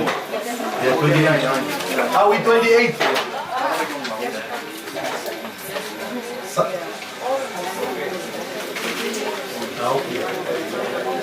I don't know why is the school board isolating themselves from the teachers. They must also stand up to the same cause. The failing school board must be seen. There is no issue that I'm a new school board. We are together into this. Okay, the other school board members are not around. Dear parents and the learners, these are your teachers, director, the inspector, these are your teachers and the school board. I'm not here to dilute whatever you say, director, but what I will say is, you mentioned a very important point. Discipline is #1. If you don't have discipline but you are an A learner, of you are a teacher, then you are not going to make it. And discipline comes with many things. There must be a difference between the learners and the teachers. Starting your dressing codes, my people. It's very important because every time we are talking to say at the parents' meeting, there must be difference how you look and how you present yourself towards the learners. A teacher is something which is known to wear a tie and a suit. Proper dressing code that you need to put on. Not a jeans and a t-shirt and the techies. My people, make the difference. Start from there. Those simple things can count, my people. And while you are still standing here, my teachers, I know we already start with the process, Mr. Director, that there are teachers that's offering weekend classes also sometimes, holiday classes. Keep on supporting us with what we start with, because the support is needed from the regional office. Our inspector is doing his best. Our principal is doing his best. But we could not expect this grade 11 to perform number 1. But we know the teachers were also sleeping in the hostels. They contribute. They are contributing. We are coming. We are going to squeeze in. Because there is a different school board. There is a different style of administration that we are trying to do. But the results could not just be shown just now. I am not defending the teachers. What I will also ask, I don't know, we also invited the union, but they didn't make it. Please, Director, look also into the benefits of our teachers. Look also into the benefits of our teachers. Let it not that we are going to expect from somebody which is under pressure. Most of our teachers, as you can see, the whole of last year, 2025, teachers were committing suicide due to financial constraints, cash loan, letsejo. Our teachers are drowning in financial constraints. We need to look into this serious also. I am not here to defend the teachers, but let respect be called respect, please. Dear parents, while you are also sitting there, can you stand up that we can see you, that the parents are here for your children? At the beginning of the year, once we are enrolling our children, we are more than 700, because we do have more than 700 kids here. Can the parents stand up? We are not even more than 100. But the overall responsibility of the learners is not from the teachers. The teachers are staying with the learners from 7 to 1 o'clock. And from 1 o'clock, our children are there at the corners, in the streets. What are your contributions, my parents? Please keep your kids into study. Let them study, let them stay home and concentrate on their books. Once the teachers are giving 50%, the other 50% needs to come from you. The police are having problems here because we are having a lot of street kids. Kids are just hanging around there in the street corners, but while there is parents. It's not only the school that fails here, it's all of us that fail. The failure is also to the parents. There is nobody that win here. We fail. The school, we are last. We are sweeping. We are sweepers. Can you please sit, dear parents? Can the learners stand up? Learners, stand up, please.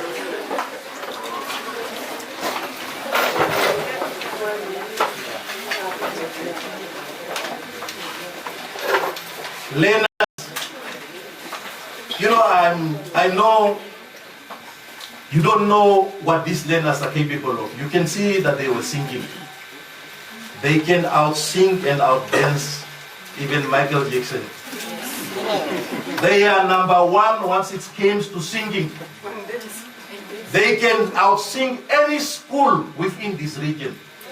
I don't know why didn't the director give them that award. For praising them also that they can sing very well and that they are best. I think we are the holders of how many? Is it 2 times that we win? Yes. We are very good at singing. And the other talent that these kids are having, these learners are having, they are very good in English. I can tell you they can write and read English. They can get in grade 11 English a B and a A. But all the other subjects, history, they can get a G or a F. Where is the problem if the person can read and write English? They don't have a learning problem. They are very good at English, but they need to pull up their socks and deliver. We are not feeling happy here once we are sending. You know, deliberately I didn't tell you people that you are, this issue, this thing is live, on live stream. The whole Namibia is watching now how we are failing. Even the minister is watching. We are live. That was a surprise from the school board. You are live.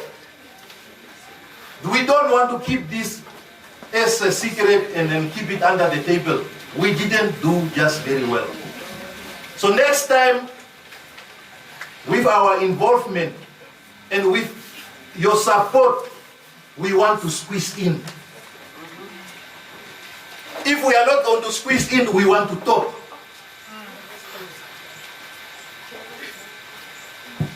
Master Director, we are only having 3 things that we want to ask from your office. We need a school library.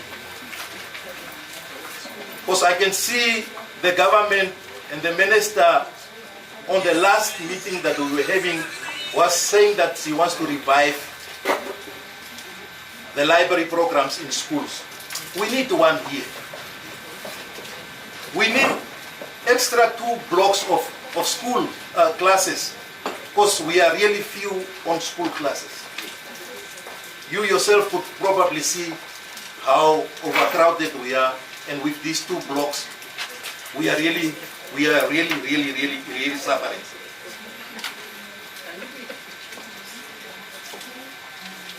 Last but not least, I talked to the parents, the teachers can go sit. The last group of the society that needs to contribute actively within the education of our sector is the stakeholders. Can our stakeholders please stand up? We didn't just invite you. Dear stakeholders, can you please stand up?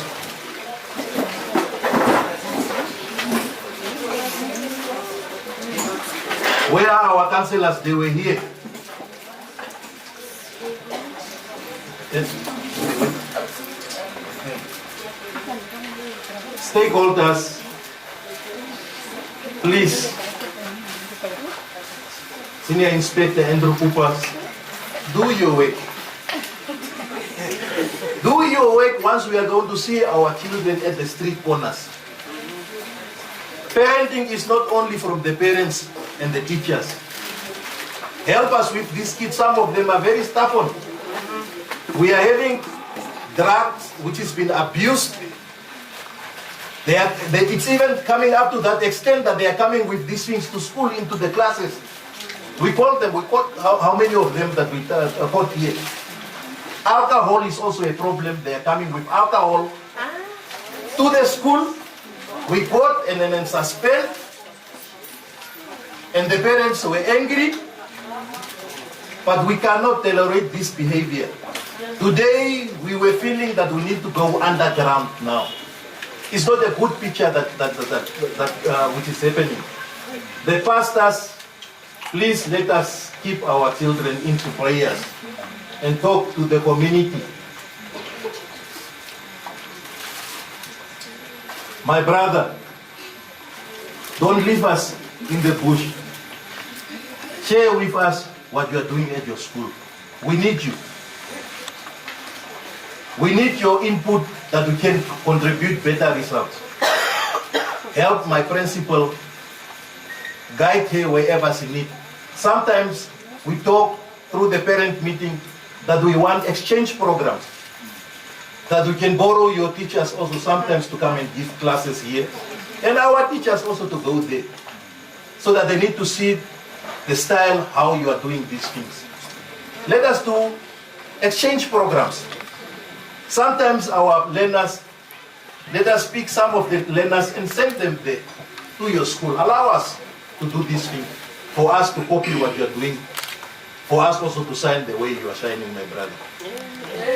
Hospital, we are noticing that every time the kids are going, they are not here at school. They are coming with the excuses, I was sick, and with the letter, producing a sick leave letter. During the course of the exams, because the person was in the hospital, he's having a toothache. But toothache can be extracted after school. It's accessible every time. Let the hospitals also know how they are issuing sick leave letters to the learners, and really that these issues are genuine, because the kids are using these tactics just to dodge some classes. And all the blame at the end is going to come to the teachers if the kid is going to get the 0. And this kid was just at home with the parent. And the parent doesn't even mind because they were drinking coffee. And the teacher is the one, and the school board is the one today, which is going to feel that we are going to go underground. It was not a good day today. And it's not a good day for Fridrich Awaseb, but we are going to pull up our socks. Last inspector, our inspector, we are here together every time. We know your support. Please don't lose hope. I know the director only talked about the teachers and the parents in the school board, but the director didn't talk about the inspector. If the school board, the parents, the learners are failing, the inspector is also failing. Do your work. If the principal is not performing, let the warning letter come, and the principal is going to cascade that letter down to the teacher. Let us see some action as the school board members, because the system is too quiet. Because that's why we are having this underperformance. Can the first letter already come on Monday? Of this performance. Because this one cannot just go like that. It cannot go like that. The first letters must come. At least even a Bible warning. Then it needs to be noted that they were given Bible learning. So that teachers need to get serious. And as the school board and as the school board chairperson, I'm on it. I'm going to visit your office. So with these few words and with this analysis that I was having, thank you once more again.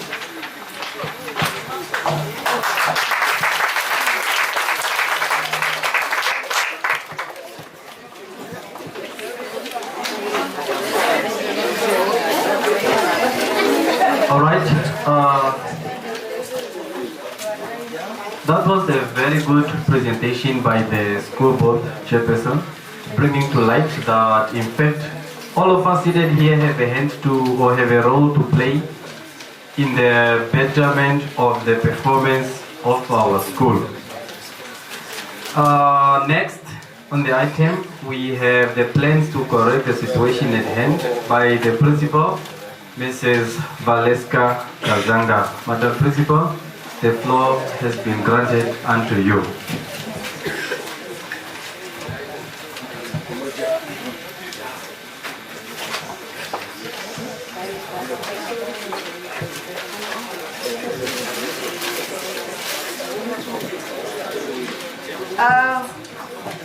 Good afternoon.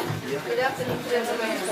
Yes, the director, Deputy Director Mr. Chivikwa, Mr. Mnenge, the inspector, our invited guest,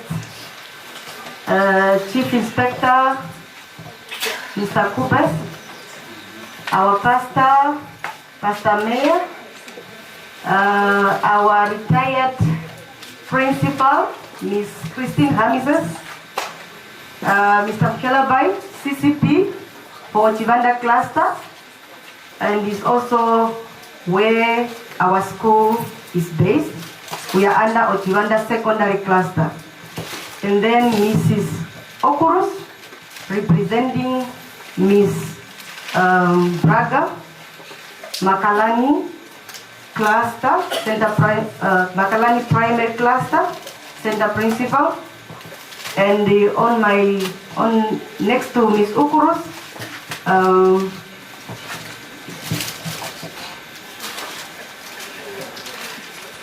apology, I think it's representative from health. Okay, thank you for coming, sir. And then the school board members present, head of department, teachers, parents, the media. Is it Gonyofi? Okay, yeah, so this one we were blessed by the school board. We did not give anything. It's the school board who bless us with this live stream. So thank you very much, dear school board members. Yeah, so and all protocol observed. We suppose also to be represented by Ochivanda Primary Cluster. Nishituka gave an apology due to other commitments. Okay. Good afternoon, ladies and gentlemen. I prepare my presentation on a stick. I thought we have a one laptop that is here that I supposed to project my presentation. Yeah, Mr. Arison, can you assist?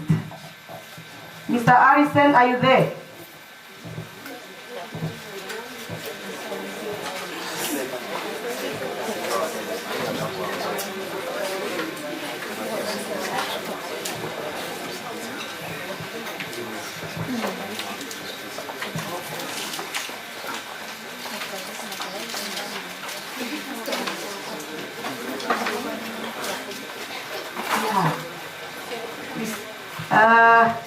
Just a moment, because I plan or I prepare.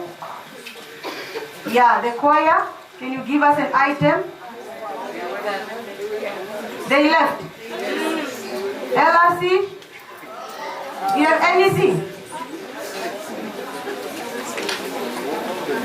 Teachers? Yes. As we are waiting for the laptop, teachers give us something. Okay.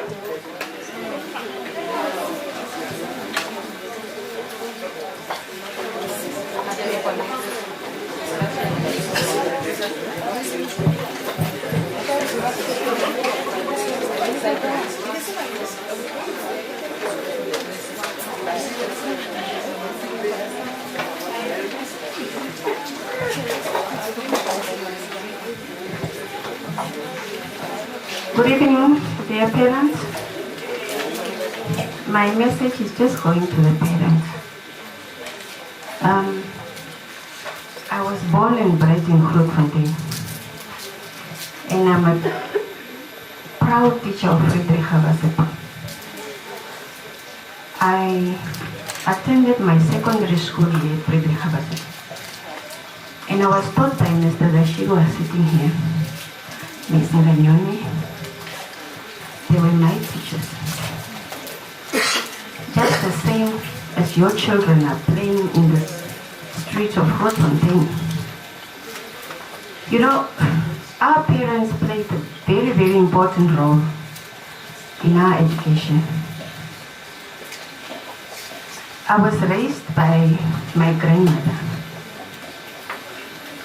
And my grandmother used to talk as soon as we wake up, going to school, until in the evening when we are going to sleep. And you know what she used to tell us? That your education is your parents, because most of us, we didn't have parents. Our parents passed on. So we were raised by her. And we took those words. You know, we grew up with those words echoing in our minds that education is your parent. And most of us made it to the top. When I was a learner here, the teachers were not as much equipped as they are currently. Not at all. The resources we had at the school were so limited.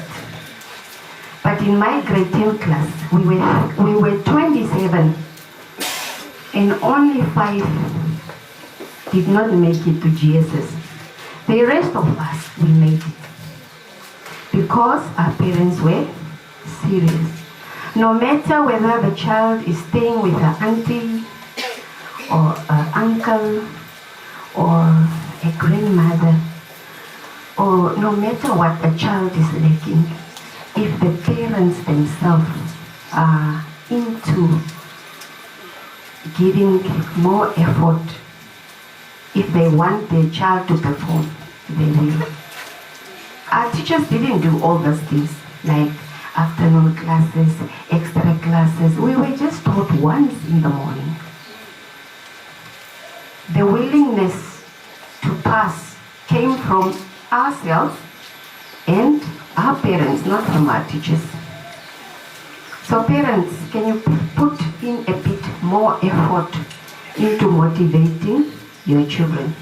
I used to hear a lot of parents here saying that they are tired. How do you get tired of your own child? I just want to know that. How do you get tired of your own child? You know, as teachers, we are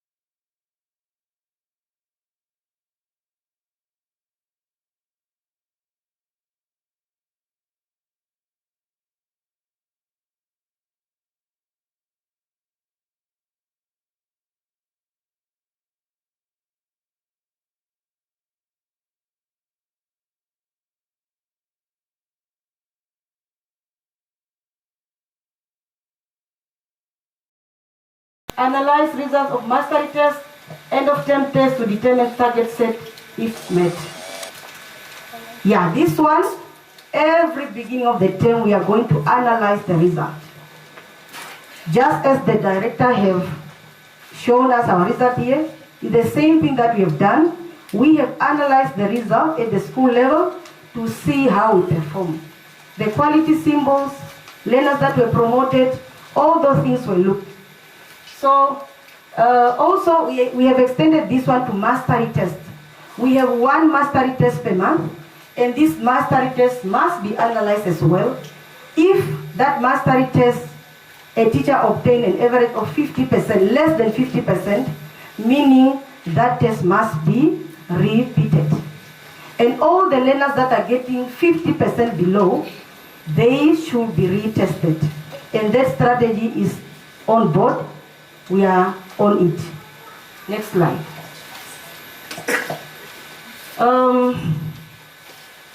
Strategy 4, present academic results to the parents. Yeah, call parents to a meeting to address and discuss challenges and the way forward. And we have done that at the beginning of this year. We had a meeting with parents. We called the parents and we have presented the results to the parents. At the same time, we are still doing it today also. The director have presented the results to the parents. So it's one of the strategies for us to present the result to the parents. Parents will know how the learners are performing and help us in order to motivate the learners so that they can perform better. And also learners themselves, if they are shown the results on how they have performed, at least they can try to pick up themselves in order to improve the results. Next slide.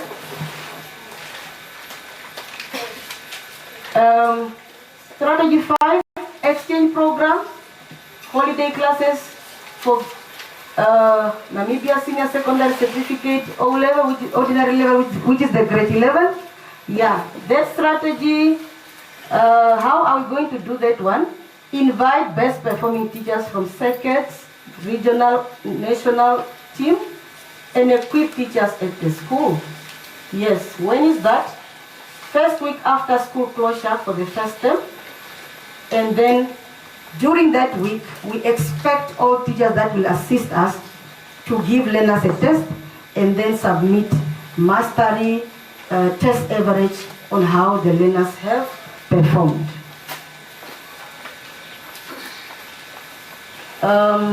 Again, still on that one, exchange, go back to the previous slide.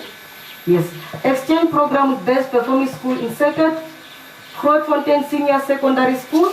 You know, Grootfontein Secondary Senior School have been performing in all the years, and including also our school, Ochivanda, also have improved a lot. So all these schools, as the school board have presented, it's really a strategy which was really employed by the school board and also the teachers, that this will help us very, very much if we are to send at least 5 learners per week to attend classes at Grootfontein Senior Secondary School to try to see how others are learning, how is the environment at that school, and how teachers are teaching also. Maybe it can help also. Yeah, this strategy can be a bit challenging, but we'll try to see how it, with the help of the inspector, permission of the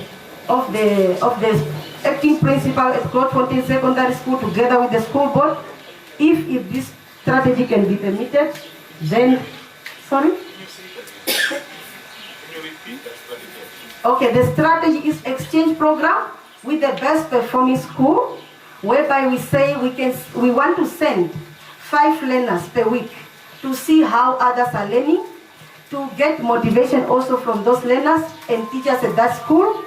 Yes, and this one we say through our inspector, the acting principal of Grootfontein Secondary School, together with the school board. If this strategy is permitted, then we are on board with it. Okay. Next slide. Strategy number 6, setting of academic targets. Teachers will evaluate test averages. If learners score below 50%, they will be given a chance to rewrite this test. Yes. Setting academic targets. Previously, it was just like a decoration. Because the SEOs are requiring that, because the inspector is requiring that, I just set. Sometimes, because of no time, I just determine. I think learner A will get 50%. I think learner B will get 60. Learner C will get 40. So this time it should be an action sort of strategy. Why? Because when you said that in my mastery test in February, I want learner A to score, or I want to score an average of 50% plus. That's an average for a teacher setting for themselves. That strategy must be reached. If not reached, teacher must repeat that test. And teachers are the one now to suffer more because you mark.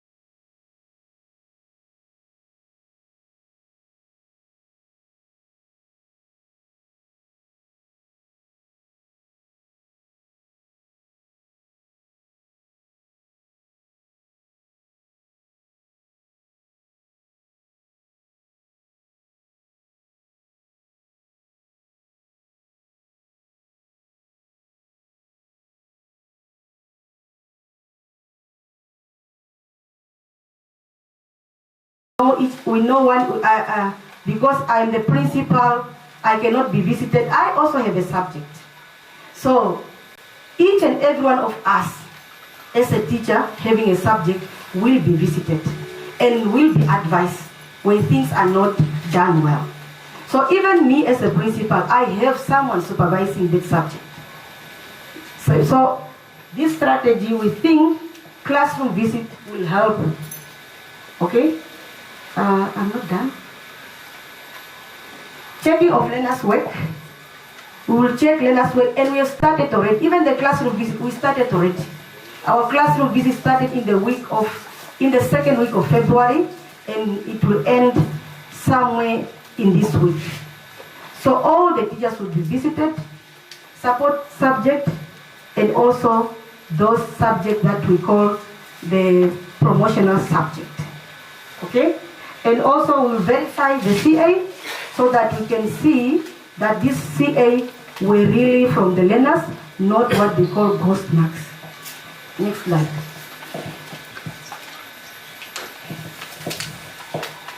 Strategy number 9, syllabus distribution. Yeah, we are busy. Let me say we are busy.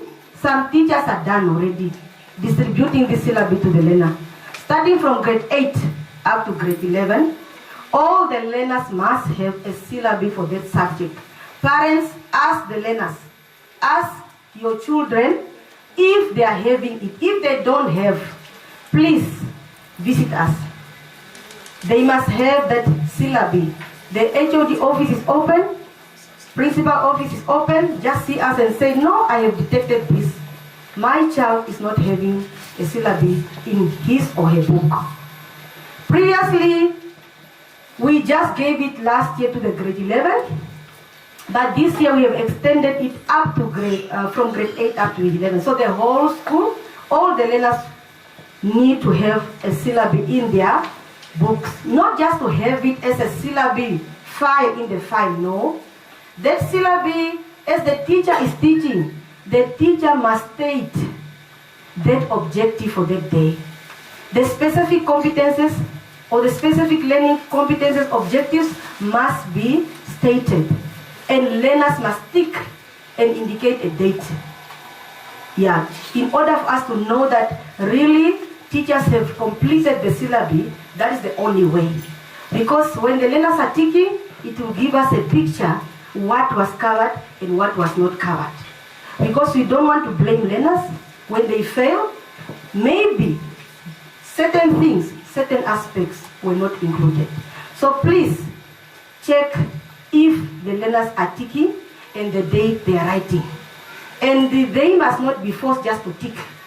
Teacher must teach and the learners tick the basic competences or specific learning objectives.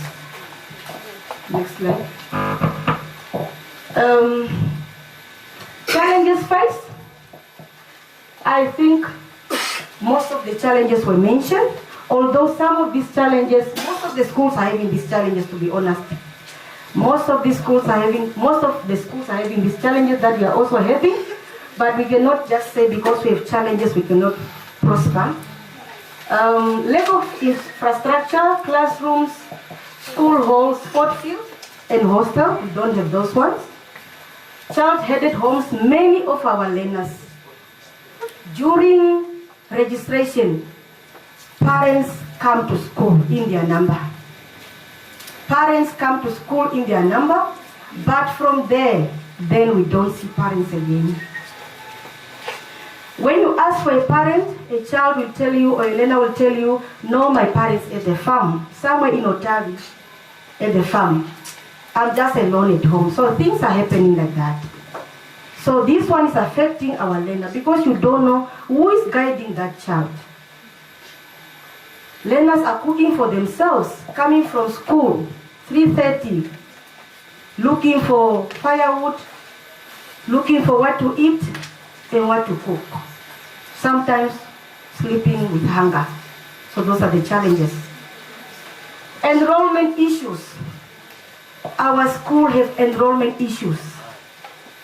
Enrollment per ministerial rule or circulars normally used to come out somewhere in May, June, July, and August, 31st August is our deadline mostly, where learners are supposed to submit the application form. An application form is just $10 that we are charging. We are not charging much.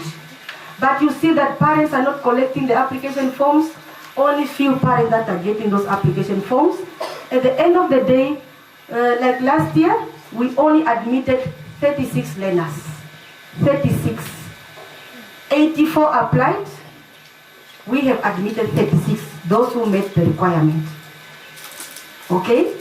So, the 36 learners, coming January, 2 days of registration, Thursday and Friday, only few.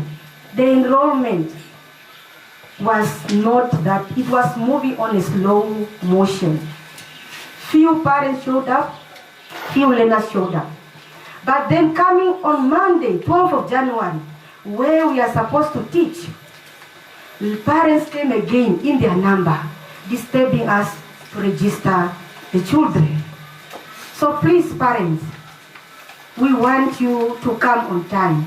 Come on the registration dates. Because our year plan and our calendar of activities for the school, on 12th of January, we're supposed to start teaching already. Our timetable was ready, but no learner to teach. Sorry. There were no learners to teach. Few learners in classrooms, and most of the learners were giving excuse, no, I'm not registered, and all those kind of excuses. The whole week it was just about registration because there were no learners. How can we only teach 36? It was just one class. But now, to tell you the truth, we are having 191. 191 of which they could have just registered in January, no, in August last year. And then come 2026, 12 January, then we're already on board. Please let us improve on that one, dear parents. Absenteeism. Absenteeism is very, very high. The percentage, the highest recorded for last week, it was 12.8%. Yes, 12.8%.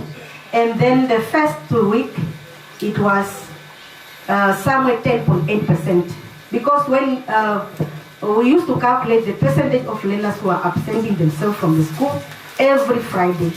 So the one for last week, what caused this one to be very high is the Valentine. Yes, the Valentine caused this one. Because as I was analyzing the summary register, I tried to talk to some teachers, especially I think I talked to Ms. Ndilo. What caused this one? Then she said, nothing else is Valentine. And I spoke to the other one, Valentine. You know, this year, we canceled the Valentine social event at the school for this year. We did not have any Miss Valentine, despite having it on our program. We did not have any Miss Valentine. We did not have anything social. We just observed the day by the dress code. We were putting on our red, white, black, pink, just to symbolize the day, but not really to celebrate in terms of maybe reading cards or maybe having Mr. and Miss Valentine's. No, we canceled that one because our performance is not that good. But what happened is, sorry, I need a bottle of water. Yeah.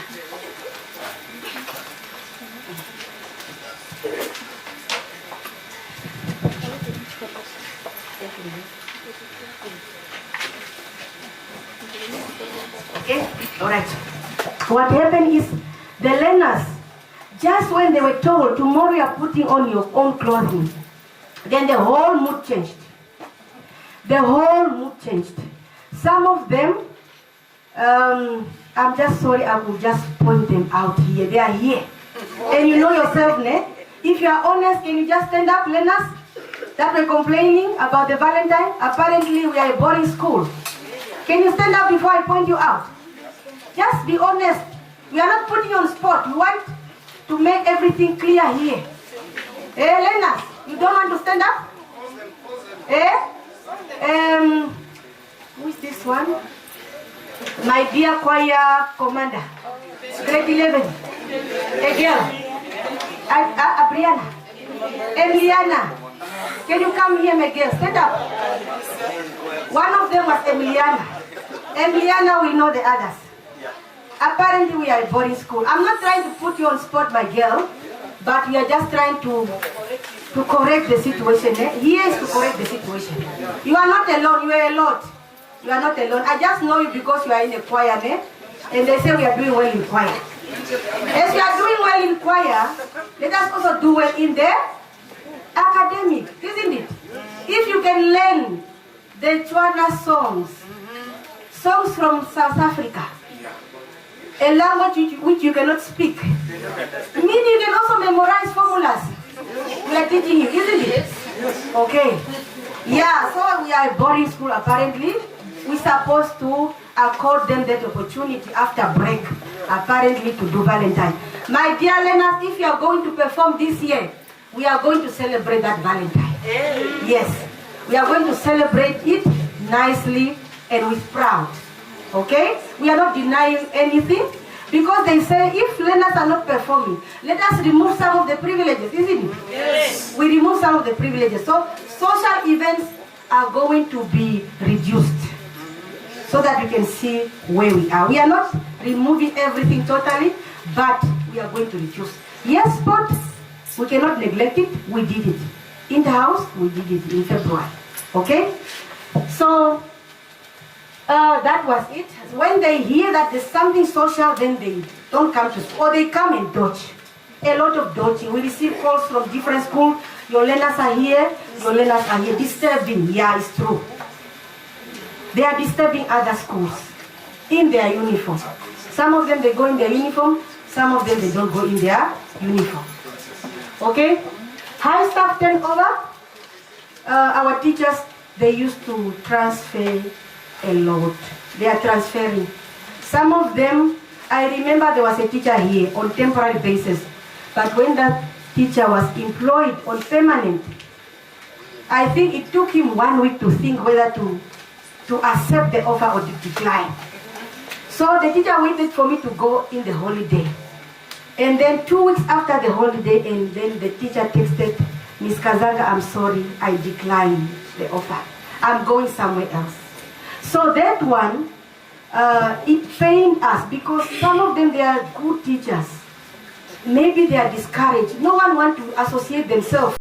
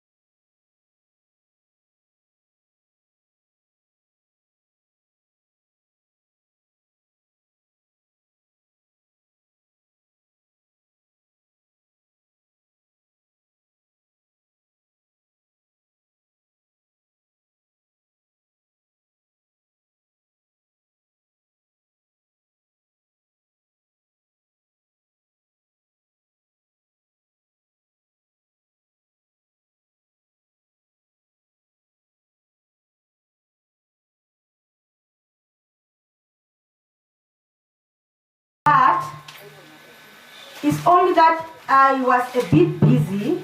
I have my attendance day in the office for Saturday classes. Last week, we're having 2 teachers here. Not 2, they're supposed to be 4, but one was not feeling well, so we had 3. And then principal was here, and then HOD, Ms. Nganyone, just to supervise and check what is going on.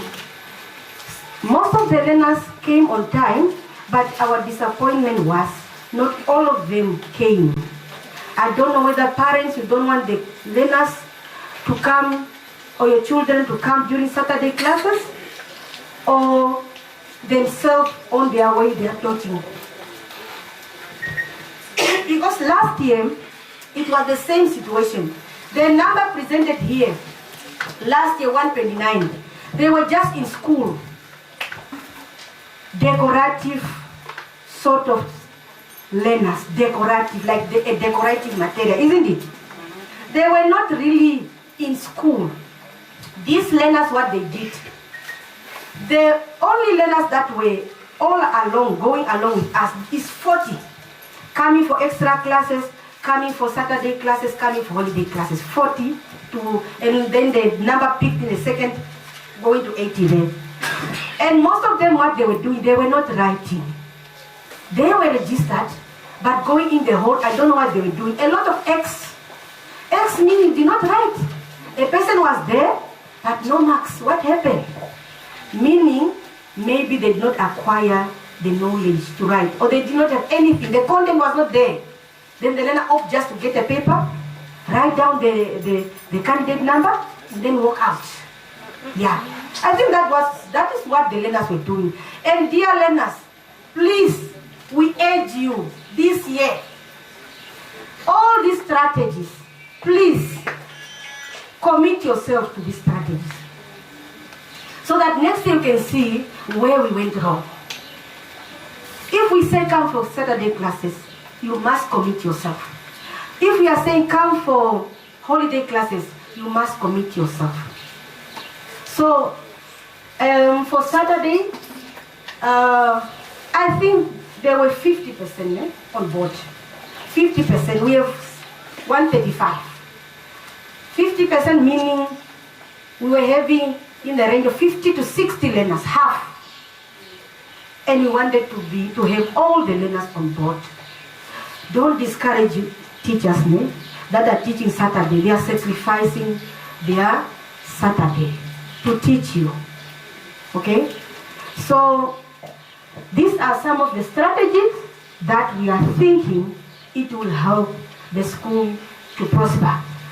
The good part about this strategy, they were not decided only by Ms. Kazanga. No. This strategy, all the stakeholders were involved, starting from the management, the school board, teachers and parents. Meetings were held so that we can agree on these strategies. So I think... Ms. Kazanga, yes. you omitted one thing. The pushing part. Okay. The pushing, there will be no pushing that's going to be done. If the learner fail, then you are going to fail. Because the learners that's not attending on Saturdays and these extra classes, don't think that you are going to be pushed. There is no pushing.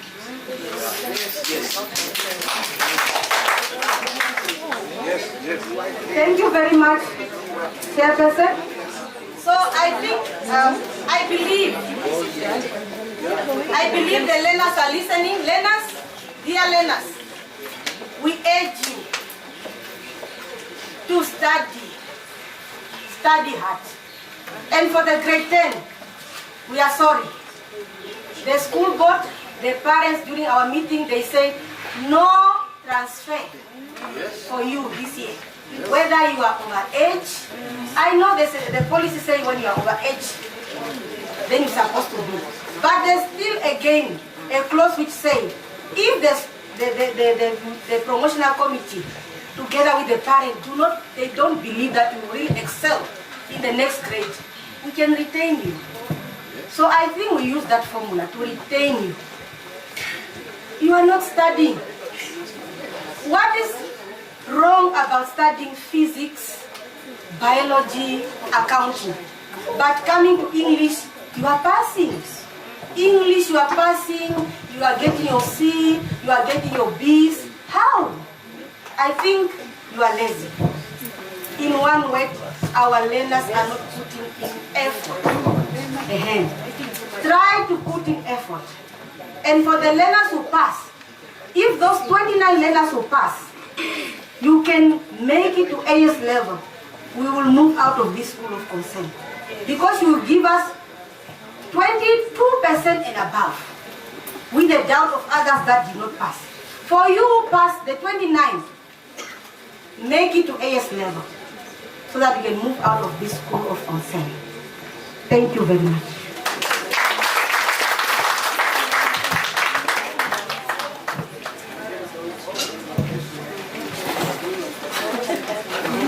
All right, let us clap hands once again for Mrs. Vanessa Kazanga.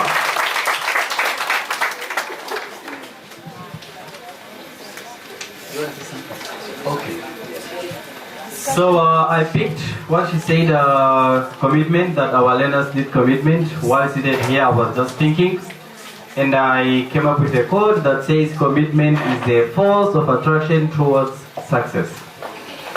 If you want to make it, make up your mind that you are going to be committed. All of us here, successful teachers and staff, there was once a time we were struggling with one of our subjects.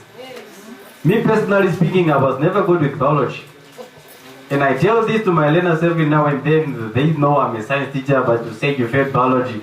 I taught myself and I taught biology in my grade 12. One of us will kill the other. Unfortunately, I'm a living organism. You seem to be already dead, so I must just prove that you are indeed dead. So, yes, to our beloved learners, it's very much possible if you put in the needed commitment. And before we move to the next item, I believe, Mr. Mukelabai, you want to say something? All right, so we are going to give the floor to Mr. Mukelabai for a short while to say something.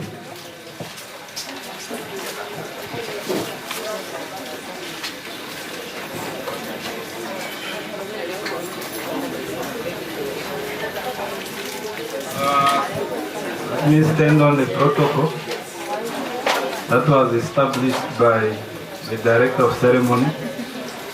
Good afternoon, dear parents, teachers, learners, and stakeholders at large. We just want to support our cluster, our principal within the cluster. Last year I was also a school of concern. We are also speaking from experience. But I will say one thing. This man says success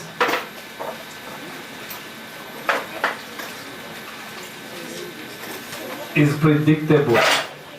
You can predict success. Failure as well can also be predictable. The white people say we plan to fail, and you will definitely fail. Am I right? Yes. And you can also plan to succeed. Maxwell says everything rises and falls on the leadership. Last year, same engagement that Mr. Chivikwa came. The director was at my school. But I want to say one thing. I was at KJ Kapeo. Mr. Chivikwa was my supervisor. When I reached at KJ Kapeo, what I saw, I did not like it. Not because of the learners. We have a health practitioner here. All of us have been at the hospital. Am I right? And we have trust in the nurse or the doctor. Isn't it? As parents, we have trust in the teaching fraternity. When we bring those kids here, we put trust that this child will succeed. And I said, what I didn't like, it's not the learner's problem. And I say it because I'm a principal. Most of the time, I know we are pointing the learners, but most of the time, teachers are a problem. And we just need to say it categorically clear. Once the teacher is motivated, teaching is a calling. Teaching, you must be passionate about what you do. I'm a very passionate educator. I'm very passionate about what I do. When I wake up in the morning, I can wake up at 4 o'clock. Last week I reached at work 5 o'clock. I was in the office. Why? Because I'm very passionate about that job that gives me a salary. Look at the way I'm dressed. Huh? So I'm so passionate about what I do. And you as a teacher as well, we play a very important role in the life of that child. That you stand every day and impart that wisdom. Yes, we'll stand here and blame the learners. We'll blame them as much as we can. But you as well as the teacher, what are you doing? Are you passionate about what you are doing? Or you are just waiting for 20th? And some learners knows here, there are teachers that the learners knows. If you ask them, they've even given those teachers names. Because they know if it's 20th, that teacher will never teach. The whole day on the cell phone. I don't know if you are negotiating between the cell phone and the bench. And you are forgetting your responsibility to ensure that you must impart knowledge. And the learners knows. If you ask them here, they will tell you, this teacher on the 20th, that teacher does not teach. We must take the blame. All of us must take the blame. The principal must take the blame. The head of family must take the blame. The teachers must take the blame. And then we can account for that performance that you are doing. We must be accountable. Before we even go to the learners, us as teachers, we need to sit and reflect. Am I doing the right thing? You come here, some of us, we don't know if you are going, go to class, you are busy pulling your legs. No motivation. Now tell me about that learner who sits in front of you. Will that learner learn? I want to say something. Teachers, as us, we are the biggest role. And we play a very big role in what we see here. This is our output of the input that we are putting. We have teams like Manchester United, Mr. Shiro. We have teams like Chelsea. We have teams like Real Madrid. Real Madrid is the most successful club in the whole world. They spend time to train. What you see on the field comes from the training ground. That's what Mr. Chiviko said. And it's the same thing with the teacher. What you see here that was presented is your effort, little effort that you put, and then you get that little output. We need to change Fridrich Awaseb, and we must change it as fast as we can. And I'll say one thing, and it requires all of us. My good friend Saki Nicodemus writes a book on CEO principle, and he said there are things that we must not tolerate. Attitude. You know attitude? There's good and bad attitude. Bad attitude, he says, is like a flat tire. Huh? It's like a flat tire. And when you have a flat tire, you'll never go anywhere. Am I right? And that's why we must have good attitude. Let's be proud of our school. This is our school. Let's be proud of ourselves. If you are not proud of your school, then we have a problem. So let's have a positive attitude towards what gives us bread, especially as teachers. Yes, I heard the school board chair. He mentioned it again, he's repeating about salary. The same salary you get is the same salary that a nurse gets. The same salary that an accountant, HR gets, grade 8, all of us. Same salary, but they are proud of being nurses. Well, let's be proud of being teachers that are found at this school. It's a privilege that you are a teacher. It's a very big opportunity because you will touch many lives. But today, as we go home, I want to leave you with the words of Michael Jackson. Please go back and talk to that man in the mirror as a teacher. And talk to yourself. Let's stop blaming management. Everything, no, the HOD. But what are you doing? No, everything, principal. Let's stop blaming shift. You want to blame somebody for your own problem. Let's work to make this school better. I know we can do it. Am I right? Yes. That gentleman said those 3 words. Yes, we can. Yes, we can. Yes, we can. Yes, we can. Yes, we can. Now I want the learners to say, yes, I can. Yes, I can. Yes, I can. Yes, I can. And make this school proud and better. Thank you.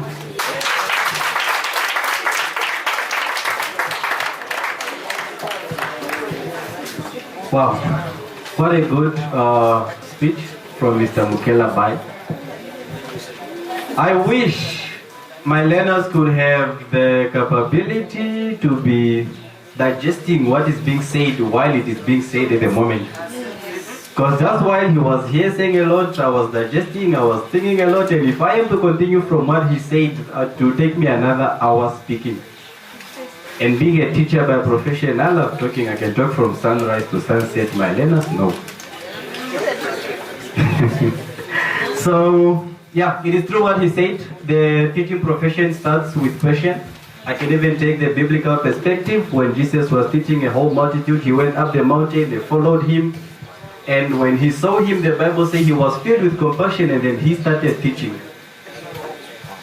So, my fellow teachers, as we go home tonight, pray, Lord, give me patience for teaching in case you lack it. You never know.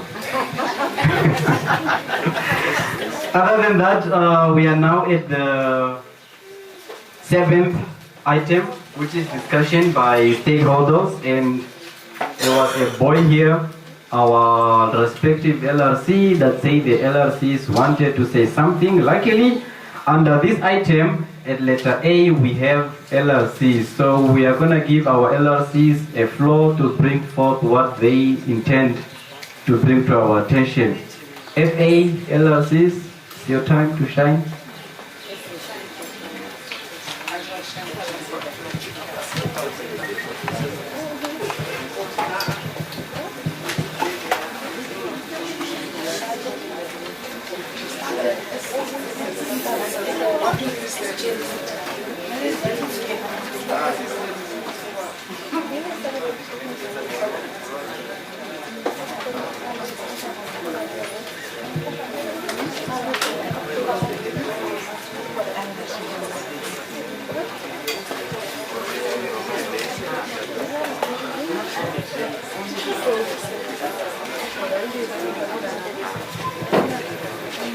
Good morning. Good afternoon. Okay. Good afternoon to my respected principal, teachers, parents, directors, and to our beloved pastors. Today, I would like to address an important issue at our school, the reasons why many learners are not performing to their full potential. Firstly, one of the main reasons is lack of motivation. Some learners no longer see the importance of education. They feel discouraged, especially when they struggle with certain subjects. The school also lacks some things like sport facilities, libraries, and perhaps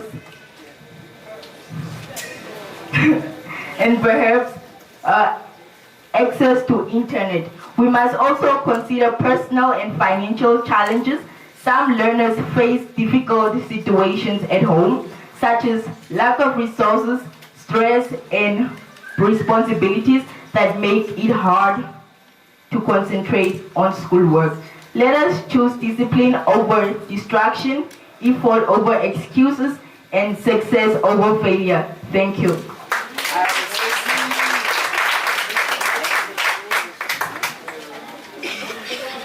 To my respective director, deputy director, our inspector, chief inspector, Mr. Coopers, our pastor, the school board, teachers, parents, and my colleagues, I greet you all. Standing before you is Olga Kalwapa, and I have nothing much to say, but I just have something regarding the poor performance at this school. Okay, so I think the poor performance in this school is due to lack of student engagement, and poor performance is not only in the results, but it's also in the child's self-esteem, which cause significant stress to the parents. And most of the learners think that they can't make it without the condition of their background, but that will never be the case. As Mr. Shivikwa told us in the morning, that your background does not define you. With or without money, your future is in your hands, and I agree. And so in order to overcome this, I suggest that parents sit with their child just to motivate them so they can believe in themselves, because as learners we really need our parents' support. And it all requires commitment, discipline, effort, and hard work. And to my colleagues, remember, as we were told, earlier again by Mr. Shibukwa, that we own Namibia, and so we should contribute back positively to Namibia. So let's not mess up the chance that we have now, because this country needs us. Thank you.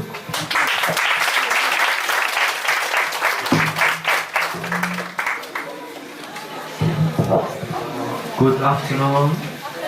I just have a short statement because of our learners. Some learners are struggling to write some things because they don't have that effort to concentrate on the books. So especially the teachers, they help us so much, but we don't have that effort to put in our minds.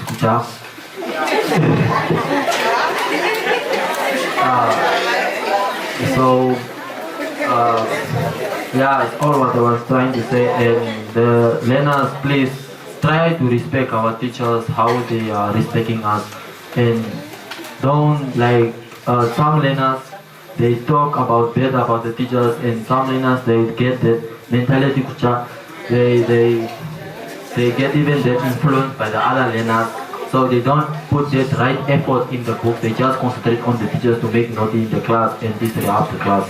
That's all I was hearing in my mind.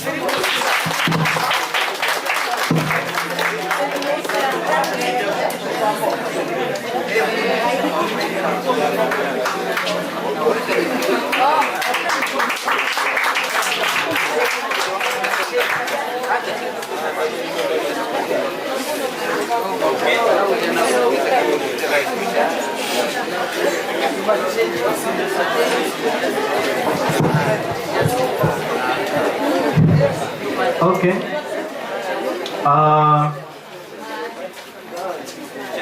I love one thing about this gathering, such that whoever comes up here seems to be mostly pointing fingers at themselves than at others. Teachers who come here saying, teacher should do this, teacher should do this, strategy that. The learners come here saying, learners are not doing this, learners are not doing this. So it's good that we have ability to look into ourselves and find our problems. That means we are one step ahead. Still discussion by stakeholders, I believe it's an open floor for anybody that would say.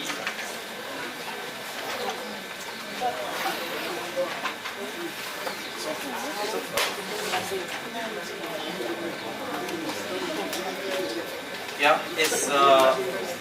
as I was saying, it's an open floor for all the stakeholders. Should you have something you want to bring to the attention of everybody in the gathering, you may just raise your hand, so you'll be given an opportunity to come forward and air your concern.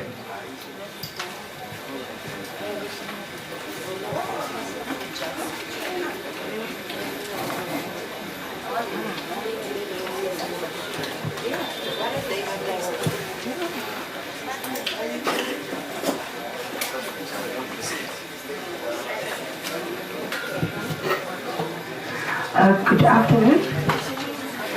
I really don't want to blame somebody, but I want to blame the, how should I put it, the parents. Growing up in Grootfontein, I usually heard, even if it wasn't my parents, you will hear,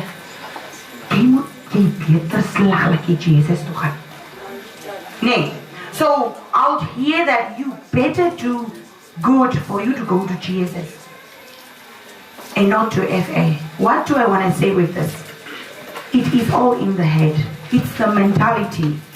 As parents, we are telling our kids, or we are already telling the kids at home, that the moment you reach the gate of Fridrich Awaseb, you are going to a bad school. The moment the child is not accepted at GSS or at Oshivanda, that child is already discouraged. Every bad that is in that child starts reflecting, and the good fades away. Because as parents, you make sure that you tell your child you should go to GSS. I really want to say this as I'm talking incapacity of a parent right now. We say that you should do better. Personally, when my child was going for grade 8, I didn't apply here. I applied at GSS in Oshibanda, and she was at Oshibanda. But why? I planted in my daughter that if you go to FA, you are going to fail. So this is wrong. It's wrong. So as parents, we are supposed to change this mindset.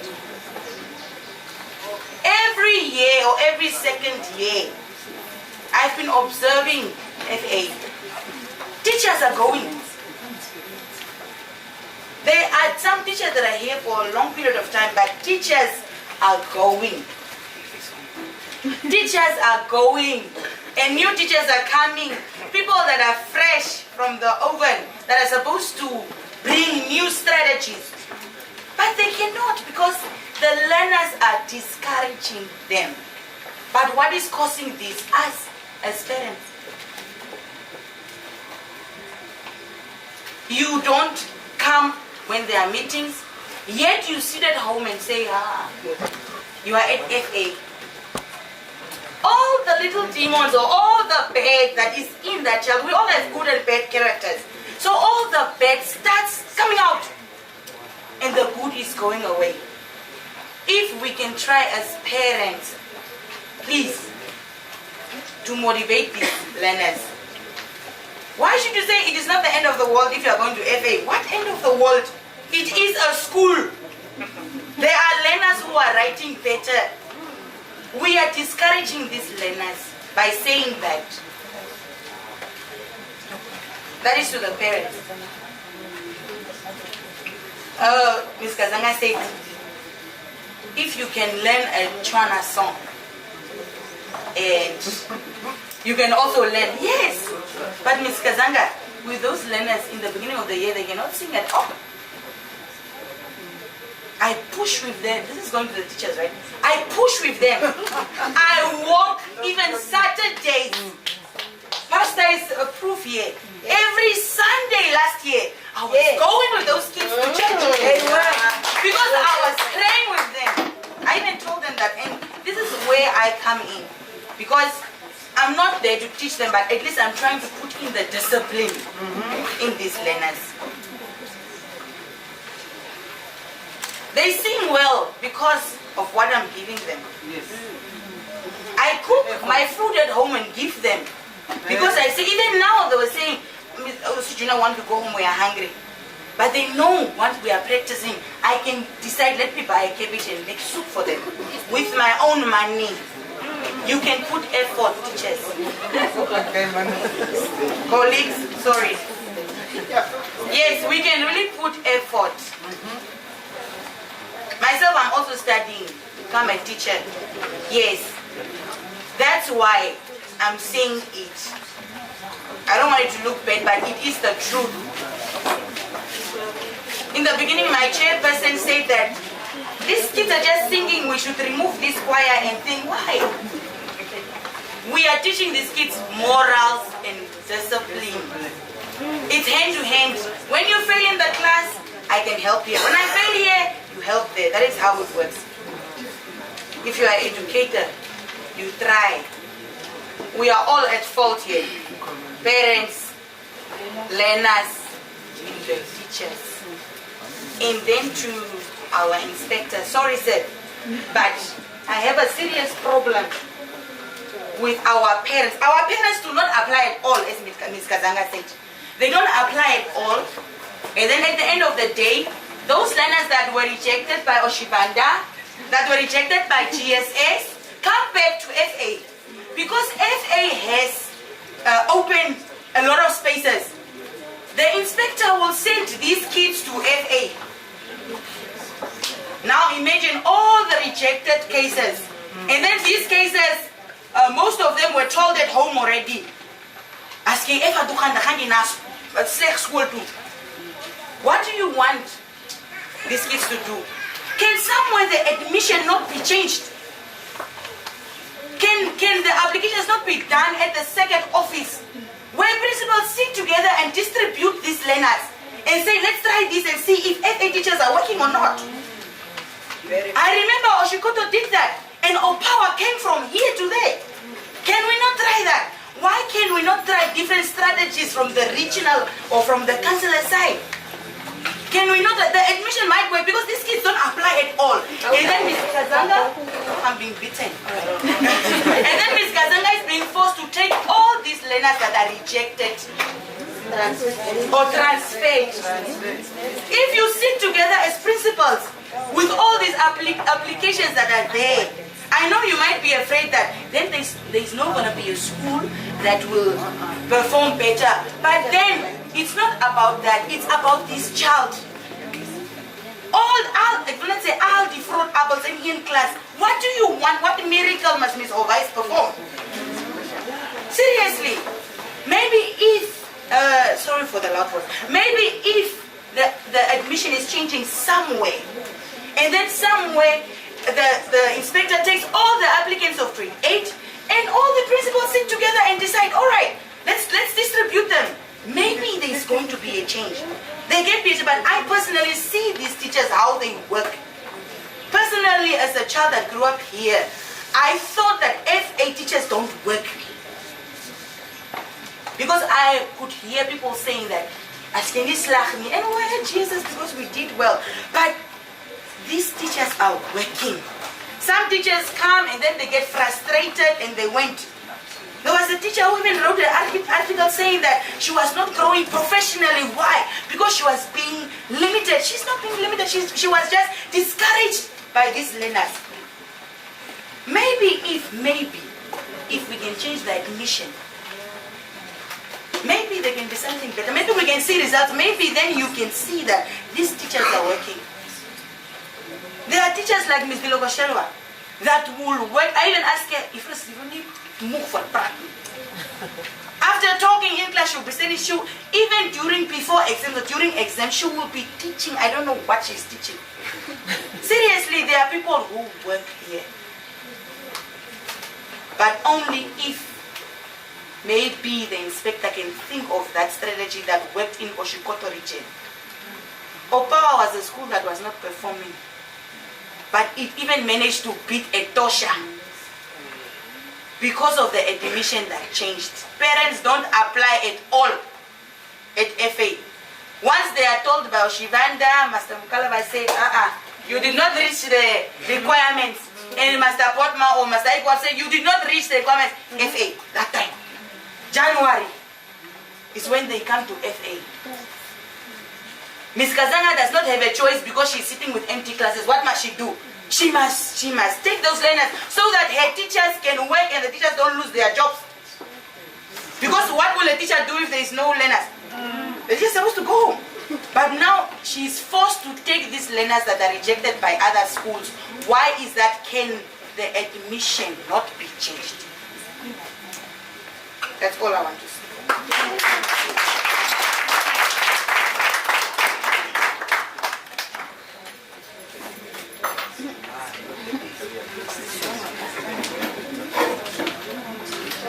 Right, we thank Junadri for her presentation.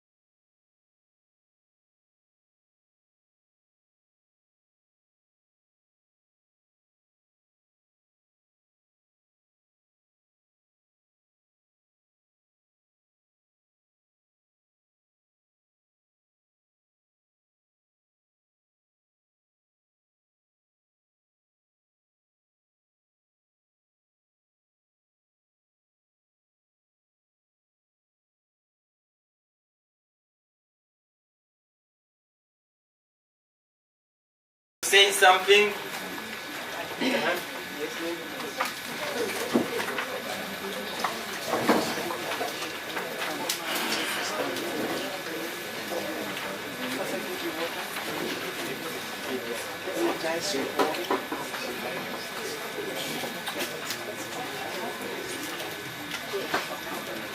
afternoon, our Deputy Director, the Inspector, our Chief Inspector here for the police, all protocol of work. I don't want to take a lot of time, but what I wanted to say, everyone said it already.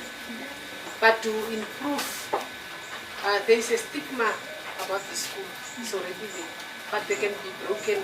The regional office need to take a serious action to upgrade the school. Especially a secondary school without a hall.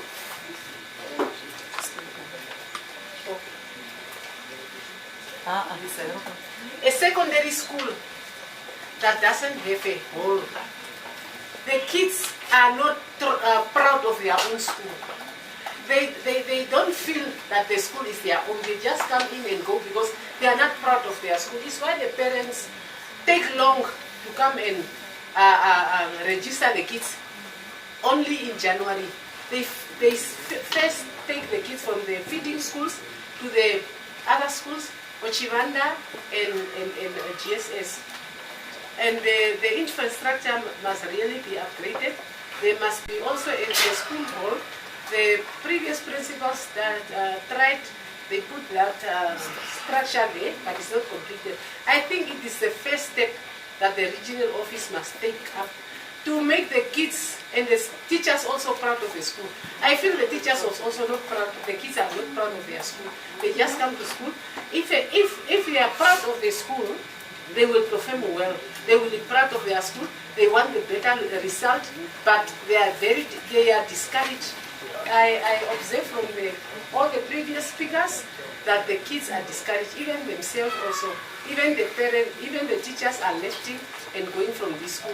But this stigma need to be broken just to make the school a student-friendly school, a nice school. The kids must feel really proud of their school.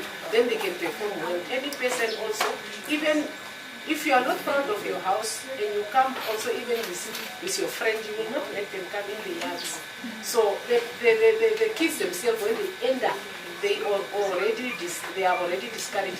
And during exams, they must concentrate on their learning so that they can write the exams. But now they are thinking about tomorrow, the boys.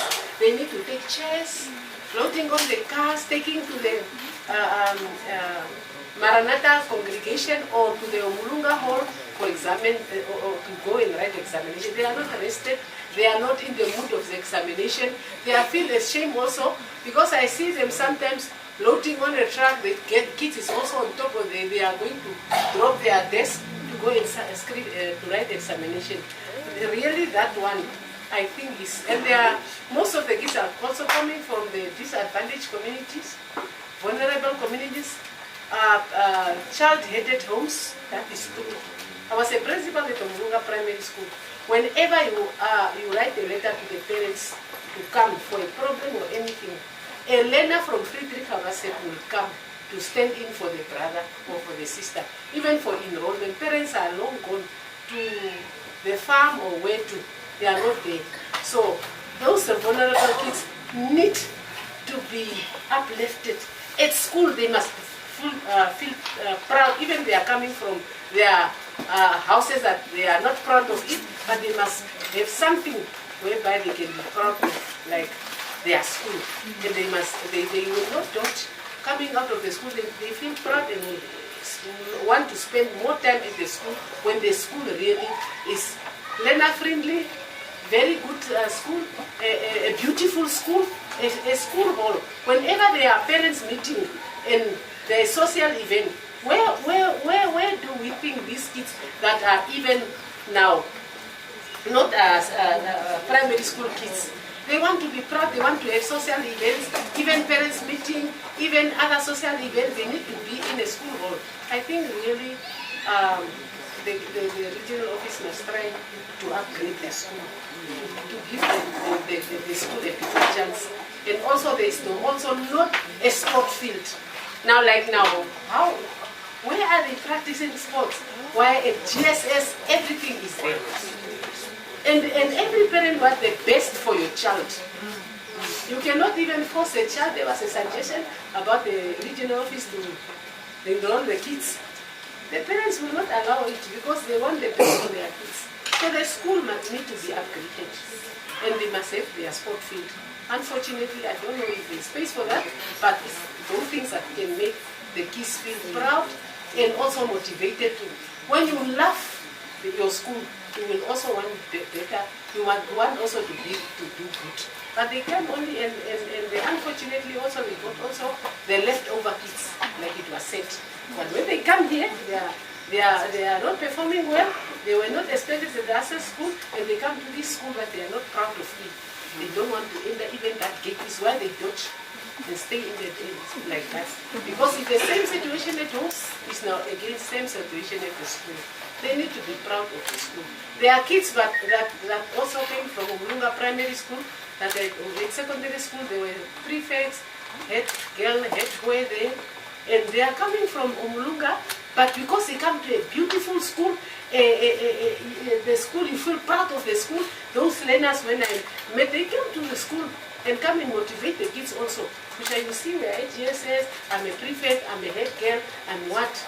But here, they are not proud because the school that they are coming from that situation to this situation. And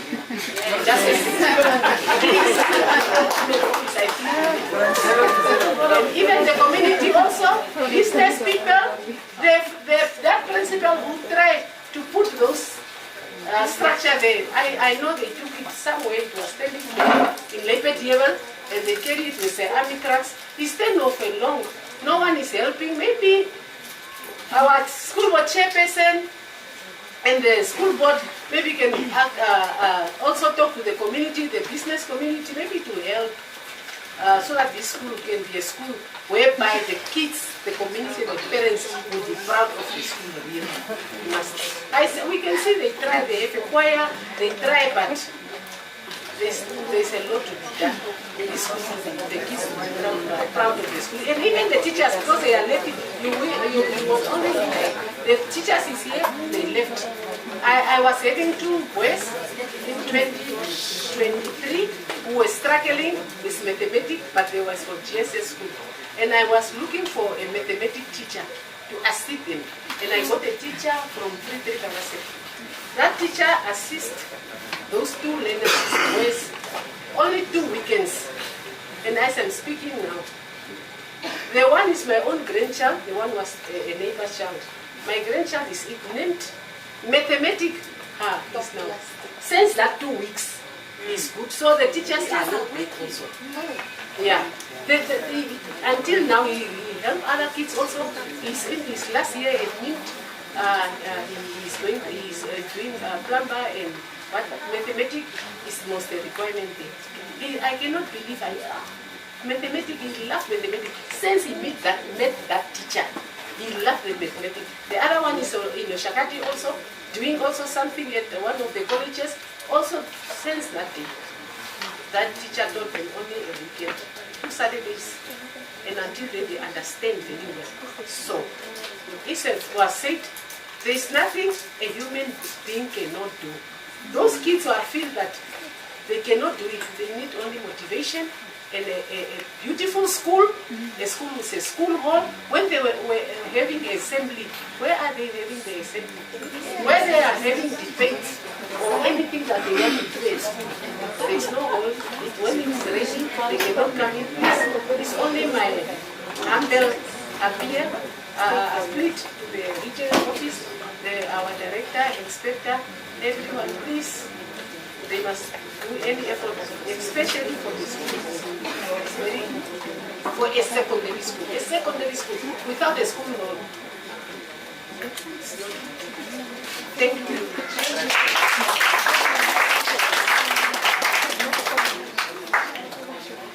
Wow. In addition, I think maybe our school buildings should also also be repainted. Because I'm of the opinion if we get new painting for the buildings and maybe a new uniform for the learners, who knows? There might be more motivated. Yes, New uniform. If everything changes, the mindset also change.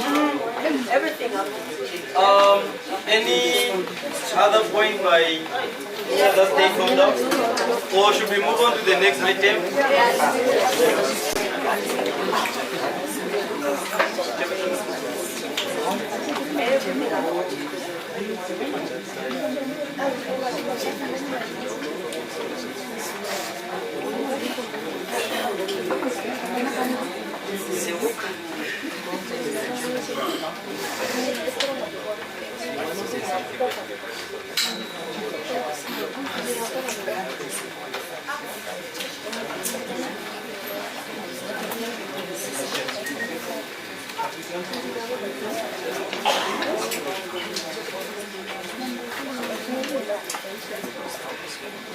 Anyone else to say something while we wait for the school board chairperson? Yes, ahead. Okay. The floor has been granted.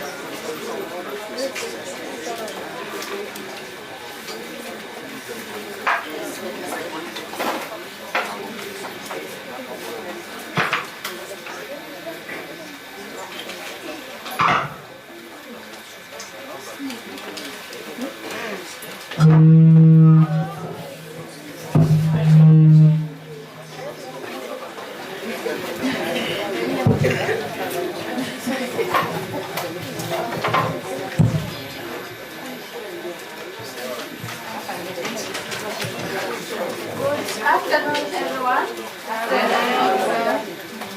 I am Sergeant Africa. I'm a military police. So I understand everything. And for the teacher, I know you are doing your work.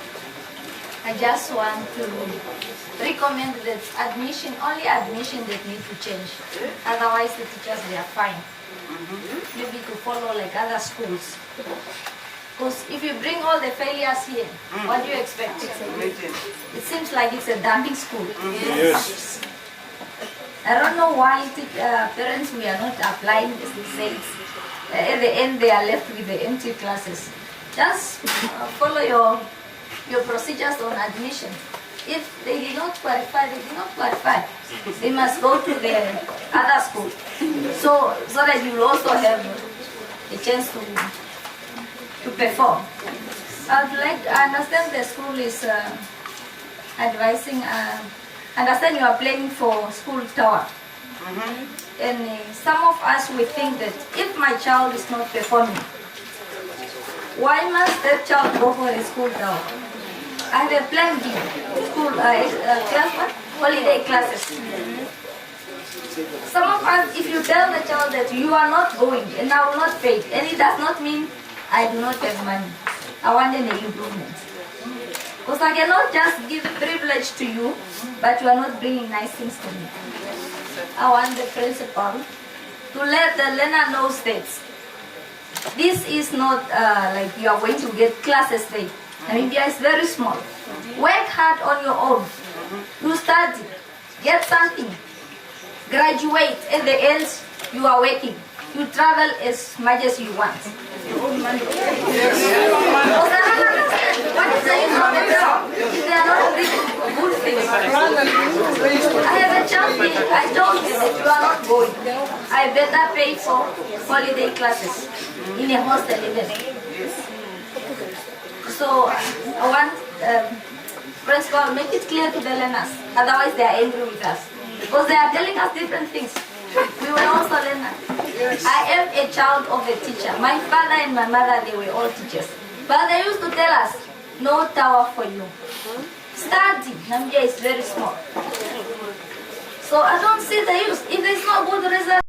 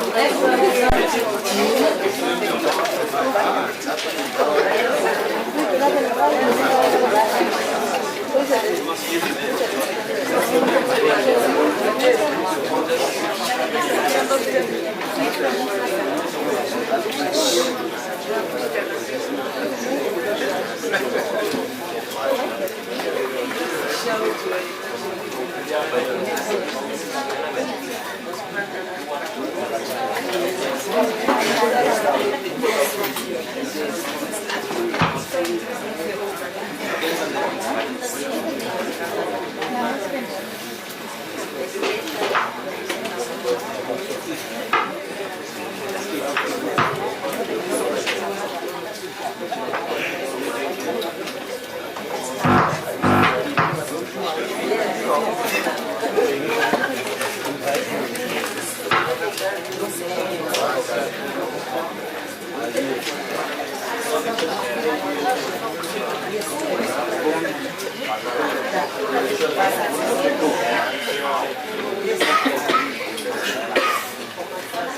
afternoon, good evening. Can you hear me there? Yes. Thank you very much.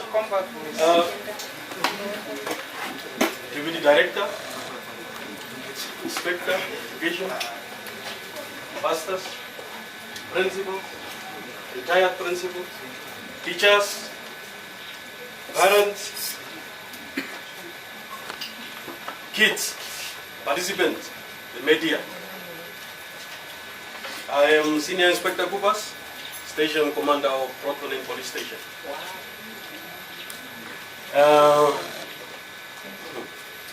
I will thank the principal for inviting me to this fruitful audience. As police officers, we have 3 pillars. So the second pillar is talking about building partnership. So mostly talks about the police and the stakeholders. So what is happening here today is, for the sake of the boy child and the girl child, to improve when it comes to education, to excel, we must also do the same when it comes to the crime. As it was instruction from the chairperson of the school board, Master Jack Chanigam. So as a police officer, I cannot sit and relax. Indirectly also the message was thrown to me as a police officer, because a lot of things are happening on the school ground. I will talk as a child who was also a scholar here. I will talk as a parent, and I will talk as a police officer. I'm also from this poor school, as you are saying. School where we are underperforming. The school with very poor teachers. This is where I school. And it's very much emotional to talk so bad about Fridrich, or let me say the mighty Fridrich Awaseb. When I came here, there was no grade 10. I opened it. Where is my teacher? Not you. Say, he's Kanyune. Yes. Last man standing. She will tell you about us, how we were. We were naughty, but not this type of naughtiness that we are seeing today. We had telephones, walkies. Them, they are having cell phones, smart TVs, Wi-Fi, you can name it. So that thing of, there is no access of a library for me. I will not support that. In town, we are having a library for everybody. In Grootfontein, we are having other kids also who are not part of this school, but they are doing well. Cell phone that you can access to go on any program that you want. So we had nothing. As she said, nothing. They taught us, they beat us, and we passed. The one that failed, we used to assist. Do you know how we used to assist? We'll talk about you, we'll talk bad things about you, we'll tell you that you are not good, you are not performing. That is how we used to motivate each other. But with you, it's like, let's go home. Let's not go to school. But damage has been done already. This is now time for damage control. We can say teachers, kids, and whoever, nothing will change. That's in the past. Water under the bridge. We came up with strategies. Now, let's take them serious.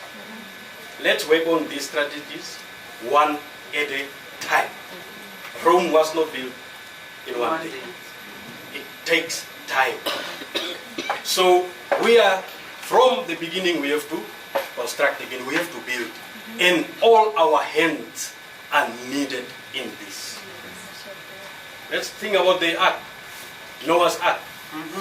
If you did not assist, if you are laughing, then tomorrow, if we are successful, we don't want you in our team. So this must be a team work. Parents, let's get involved, as it is said. There are 700 plus kids. Why must there only be 30 parents coming? And I will also say that from this one, we must have a parent meeting. I know there are contact details of these parents, whereby if a parent is not there, we call all these parents so that at least we must have 90% of these parents. If a parent is not coming, then there should be a representative, so that we must talk with each other. So as the principal said, he is from a different school. But this is all our problem, because all of us are from Grootfontein. If it is said the school in Grootfontein, then it's affecting me. It's not the school, even if it is not my kids. You are my brothers, you are my sisters, we are related, you are my neighbor. So we have to stand up for each other. Our time teachers could not come to school also. But we sit, we take a book, we read. Obviously there will be somebody in the class that is more brighter than all of us. He will go stand in front and he will say, guys, let's read this. Then we will do that. So it's true, there are also no sports facilities. But seriously, must this thing make us to go home? Must it make us to go home? Why don't we just then sit in the class and use this space to play football? So I also schooled here. Me myself. Here I am today, by His grace. I am not saying that I was the best student. I just tried my best, the average that I could. If it is a 50% passing, at least I will try to get 60. That's where I was aiming, 60, 70. Then I know if I get 80, it was by His grace. Yes, because now how can I go into the exam hall and just put in my name and seriously, I'm going home. What's that? What's that now? So, they are kids, but the kid is a smart kid. Kids like to influence each other, it's true. But if we just put all these parents, kids, teachers, the public, the stakeholders, all of us just, if we come together and if we just follow those strategies, then I'm telling you, Fridrich will again rise. There is the school, he said it himself. Last year, it was him, he rose. Why not Fridrich Awaseb? And I believe, Madam Principal, that there is a plan B. If we fail here, there must definitely be a plan B. Under policing, we are having a model that we call SARA model. SARA model, S-A-R-A. S is for scanning. Problem was identified, that's the scanning part. We know what is the problem. The A is to analyze. We analyze and we understand that because of this problem that we have scanned, now we understand that this is what is causing this. From there, we have to now respond, put in our action. Action is now the strategies that was put in place here. After that, we have to assess all the strategies, the way we put them. Did we achieve what we planned for? That is now to evaluate assessment. If we don't work on some of them, then we come back again, then we put on more stricter strategies. Are we together? That is how we are doing. So it does not mean that everything will be perfect, but at least from those 40s and 30s that was said, we can go to 100. We can go to 100. There will be no promotion. Everybody will just say, they pass. And they pass very good. So I'm not feeling happy for the poor performance, but I'm full of hope that we really will do something. Kids, as it was said, drugs on school ground, it's not a secret. Not only at this school, throughout the nation. Alcohol, benzene, patent, teenage pregnancy. You can name all of them. It happens. Theft.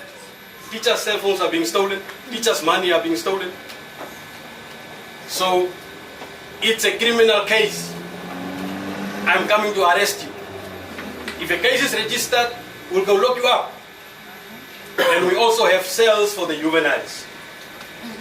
Are we together? So kids are also roaming around in the streets. Yes, they do. And some of the things police officers can do nothing. But the parents can.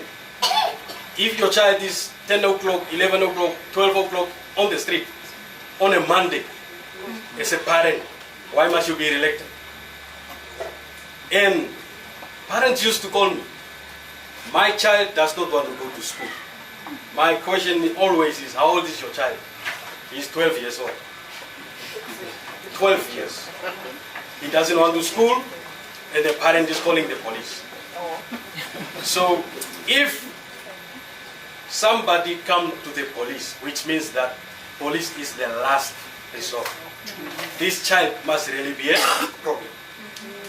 I don't know in which way, but then we have to come in and see the situation.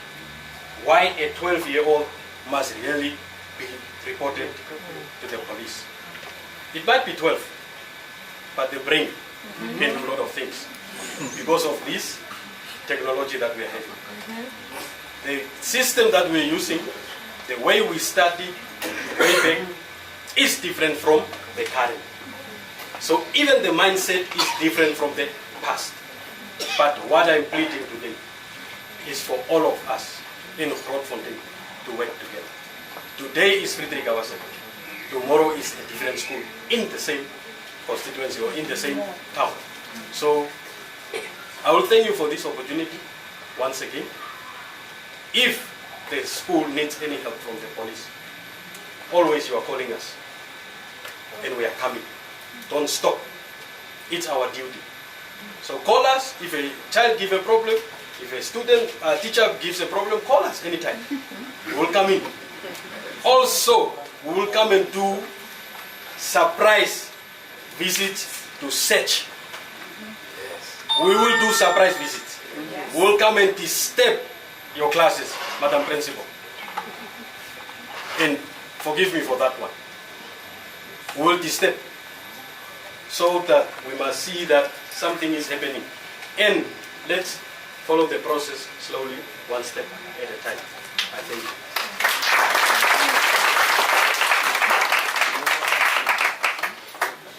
All right. I believe at this moment we have over-exhausted this item. So we should perhaps just move to the next item because it's also getting late. Right, that was discussion by stakeholders. Next on the item, we will have recommendations by the regional head office team, which I believe that the deputy director mentioned that our inspector will be making this presentation. So we give this floor to the inspector for the recommendations.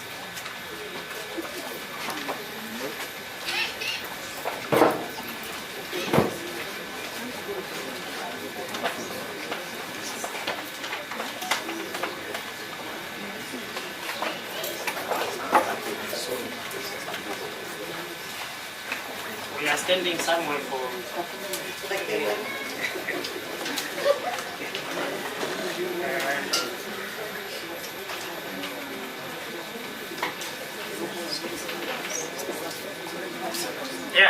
thank you so much and good evening, ladies and gentlemen.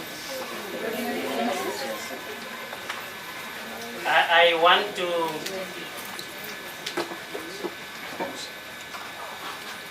acknowledge the passion, the honesty, and the reality under which all that spoke before me actually spoke. I have, if you watch me, when everybody was speaking, I was taking notes. And there is so much wisdom in taking before you give. Alright? I have taken so much that I have a few things that I want to give unto you. And I'm going to do this with all manners of respect to all of you. First, I was taught from where I learned that the best way to address a problem, as in the situation where we are now at Fridrich, the best way to address a problem is to begin to imagine that you are part of it. I want you all to understand this issue of Fridrich Awaseb is part of me. The best way to address it is for me to know that I have a share of responsibility in what is happening at Fridrich Awaseb. And I truly believe that all of you that have spoken, all of you that have not spoken, and all of us that are here have a certain percentage of contribution that we need to make in order to help Fridrich Awaseb to get out of this situation. Alright? Now to start with, I think a lot of things have been said about Grootfontein second. When the result analysis, how the schools are performing and how the circuits are performing, you had there is Okahanja circuit, there is Oshivarongo circuit, there is Grootfontein circuit, there is now Tumkwe circuit. When these performances are spoken about in meetings, in many of the meetings the principals are not there. It is only me that is there.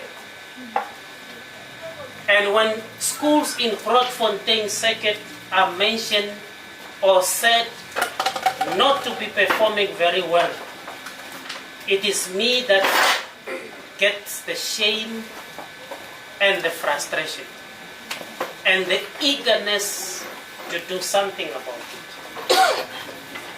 Right? But we must also take time, when the time is right, we must also take time not to only speak about the bad things, but speak about it openly when something in Grootfontein circuit is happening well or is going well. And that is where I want to start.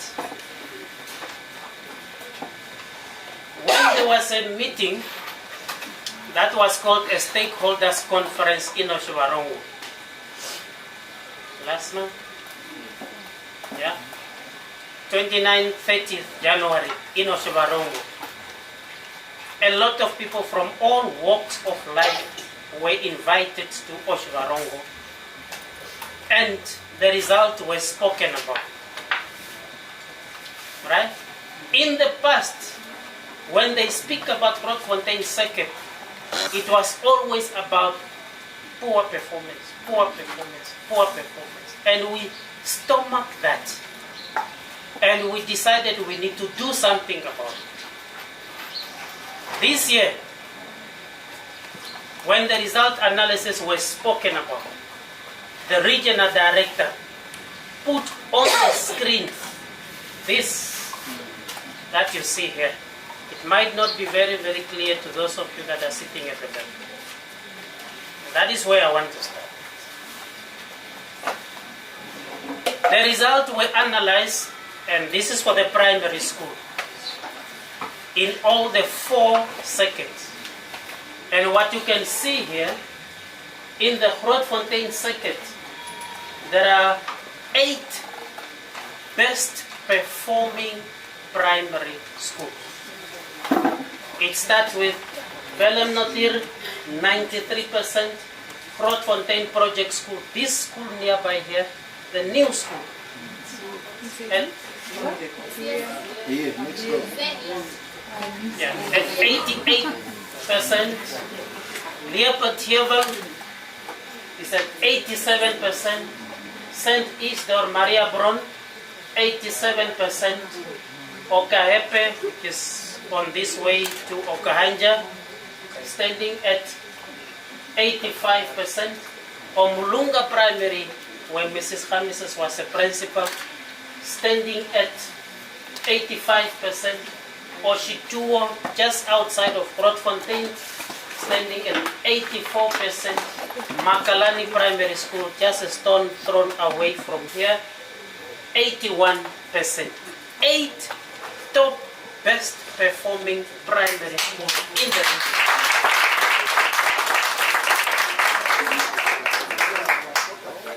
The other circuits, Okahanja had only 5.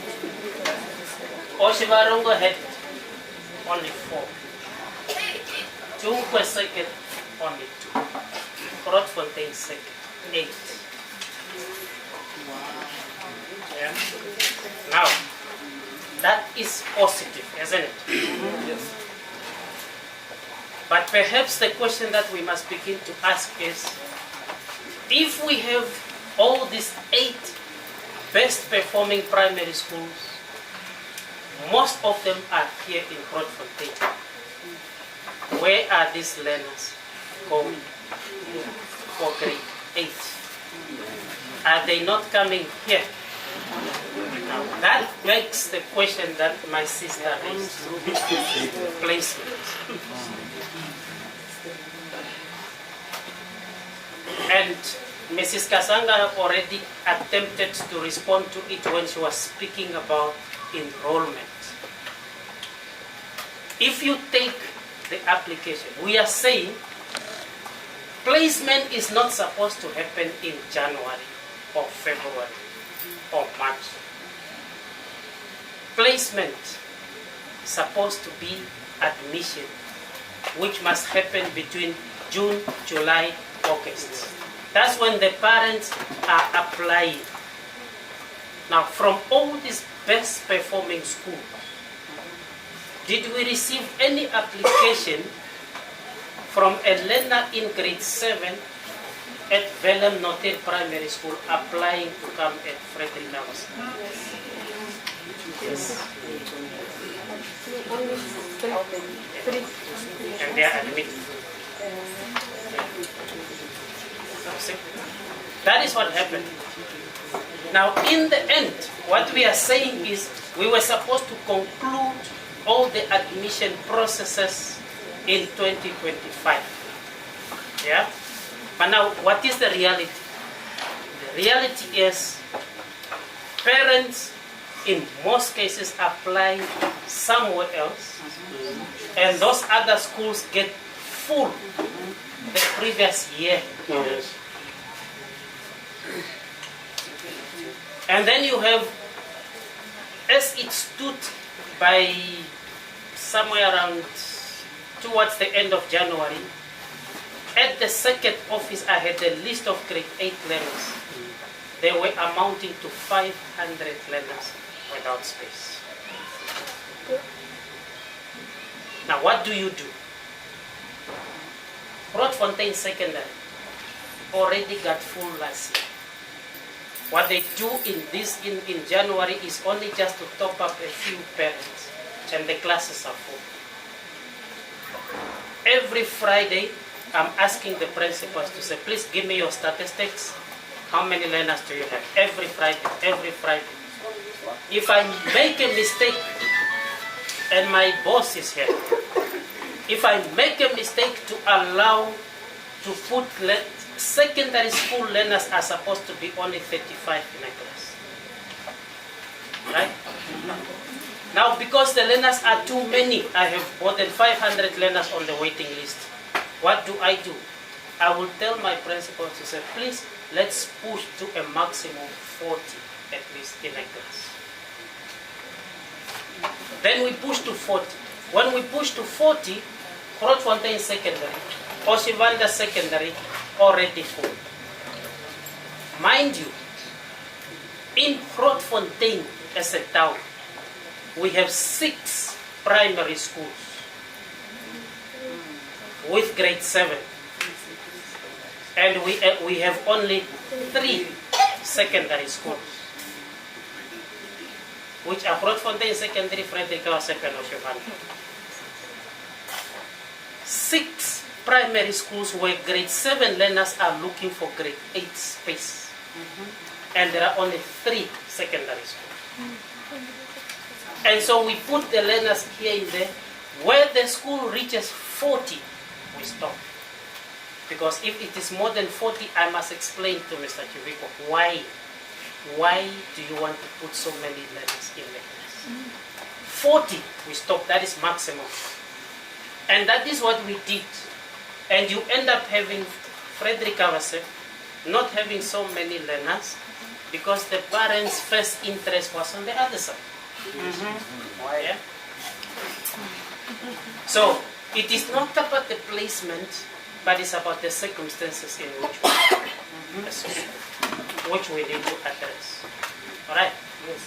Then, as I'm speaking to you today, I still have, how many did we register? 120 grade 8 learners who are still seated at home. I cannot push them onto Fridrich Awaseb because they are also above 40 already. I cannot push them to Oshivanda, it's about 40. I cannot push them to Grootfontein Secondary, they are about 40. They are still sitting at home as of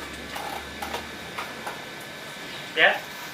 This morning, when I came here with Mr. Chiviko, these parents are losing hope and their children who are sitting at home.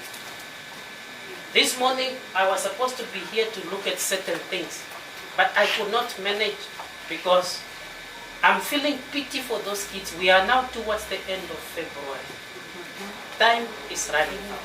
Our idea was to say, these kids, we are going to put them at Oshivanda Secondary School, but because there is no space and we require at least 3, if not more than 3 classes, what is going to happen is all these kids will wait for Oshivanda Secondary to have school in the morning, and when the learners knock off, then they come in the afternoon. It is called a platoon system. Later on, I realized the platoon system is not going to work. If you start school at 1 o'clock, the hours in the afternoons are less than the hours in the morning. In winter time, it's even worse. So the past 2 weeks, I was running around. I ended up at the CEO, the acting CEO's office, and I'm asking Mr. Lungameni, please, I'm looking for any place that have build 3 spaces that we can turn into classroom. He said, I don't have. All the places, we could only get maybe 1 or 2. Then, that is the issue that Mr. Chiviko was talking about the kindness of our parents, and we really want to thank them. The day before yesterday, I told Oshivanda Secondary to say, please call for me all those parents to come. Today they came. We have one place that is next to the second office. It's called the TRC. There is about 2 spaces there, right? And the place is very dirty. There was grass all over. And I thought the important thing for me to do to these poor children who are still at home up until now, end of February, is not to have them classes in the afternoon only, because it will never be enough, so they are late already. It's better we get space for them somewhere. They also come in the morning, then they break off between 1 and 2, and from 2 o'clock they continue again in the afternoon to catch up with the others.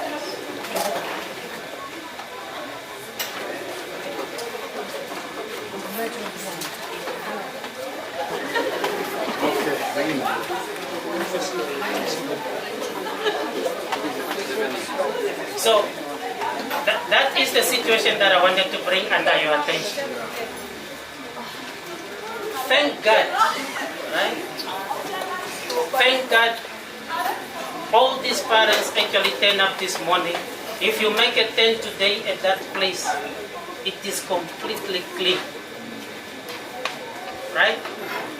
We are going to use those 2 spaces, and we are going to put up probably 1 or 2 tents, and then this whole weekend, because tomorrow we are going to Ounce Primary is also a school of concern.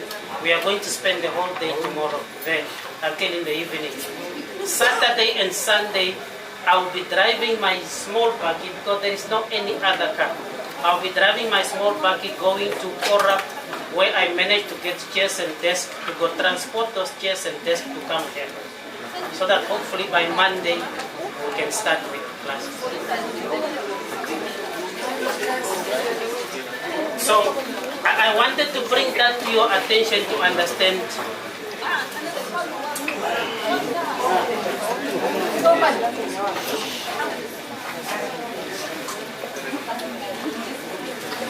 to understand the difficulties in which we are. Alright? But I also want to indicate to you the following. Government is so far pumping so much resources in Grootfontein. As of 2024, we realized we had a problem with primary schools because learners were too many, and that's why we decided to build this primary school next to Fridrich.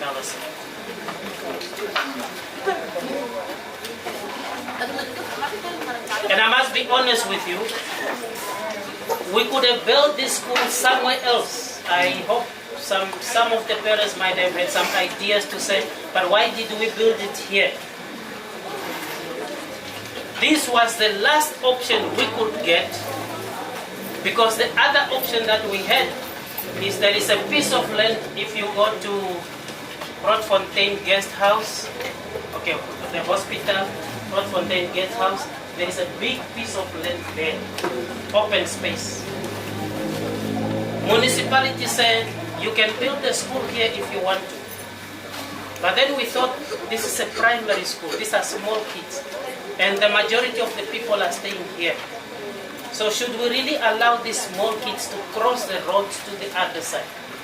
And that's how we ended up here. Because the only other plot that was available is the plot where municipality want to send the single quarters, those people that are transferring that side. There is an open space there for education also, but it is not service. If you put a school there, there will be no water, there will be no electricity. So that is how we ended up here. Now, we have a crisis with the secondary school. Today, as I'm speaking to you, at 9 o'clock, I had to commit those parents to speak to them to clean the place. After I finished, then I went to meet the contractor. There is a contractor who is appointed already. As this contractor came, and he's going to build a secondary school here in Grootfontein on that space.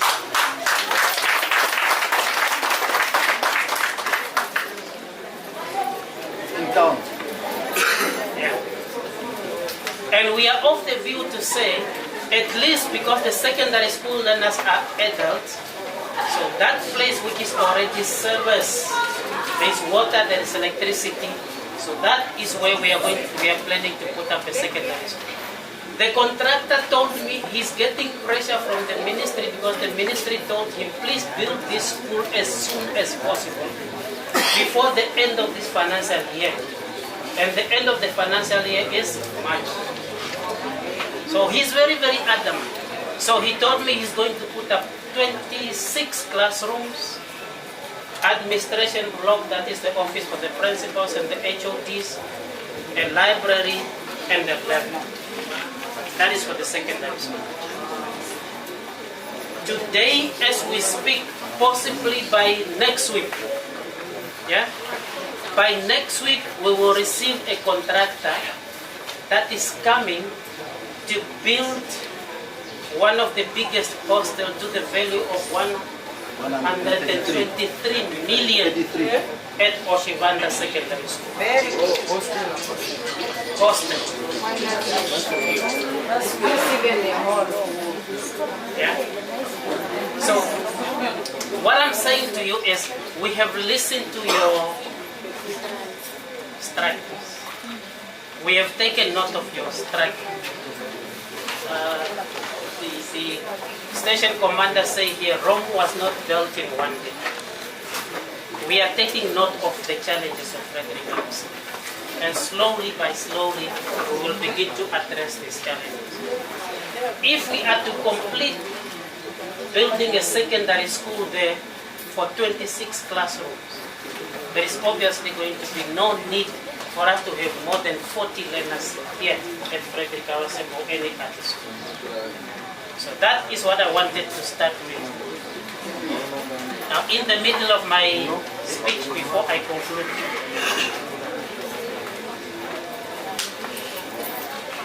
yesterday, let me say this first.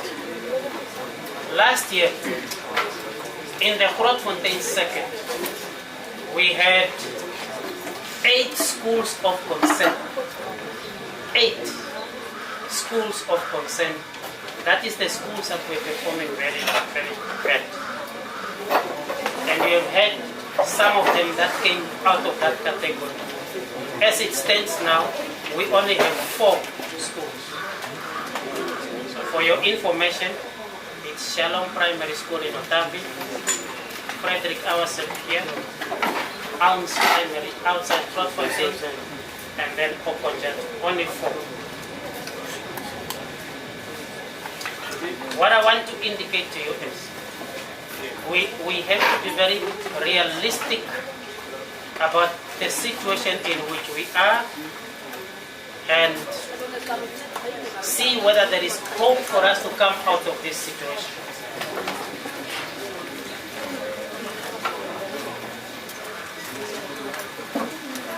When I was analyzing the result at Shalom Primary School yesterday, remember, you need to have a number of grades that you offer that are in red for you to become a school of consent. Shalom Primary School had 1, 2, 3, 4, 5, 6 grades out of the 7 grades. They are up to grade 7. All the 6 grades were in red. But when you look at the performance of Shalom Secondary, Shalom Primary School, they only needed, at some of the grades, they only needed like a 5%, then they come out of that situation. Some of the grades, they only needed like a 10%, then they come out of that situation.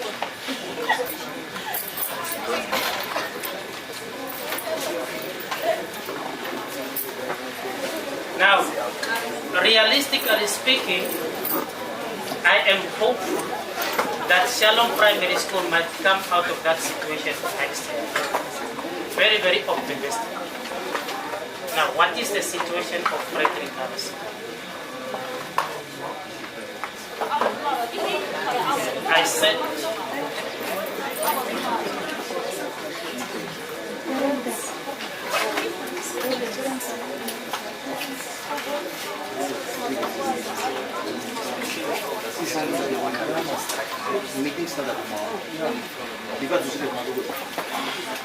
Okay, I shall continue to speak and I'll be done in a moment. But I feel this is important for you as parents to know. And for the teachers as well.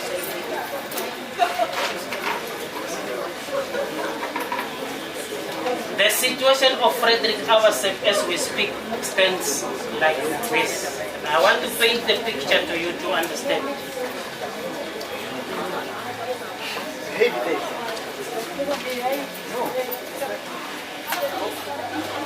No man, you cannot make a mess like that.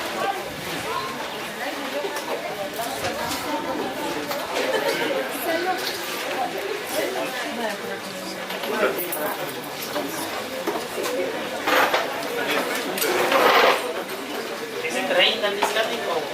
Currently we take long, they want to go back home.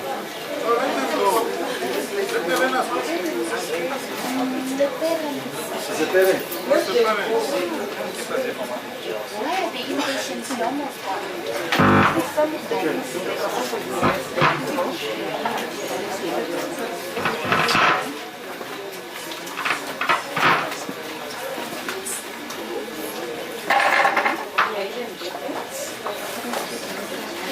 Okay, thank you so much. Let me just continue. I'm almost done.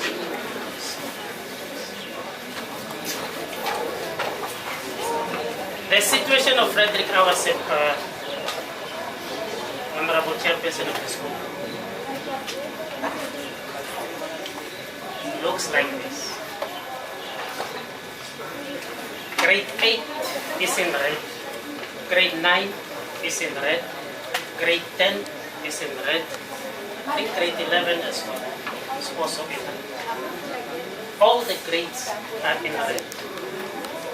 But how red is it? Because the degree of your redness determines whether you can zoom out of that situation or not. And I was telling you, Shalom Primary, some of the grades they will need like 7%, then they're out of it. 10%, they're out of it.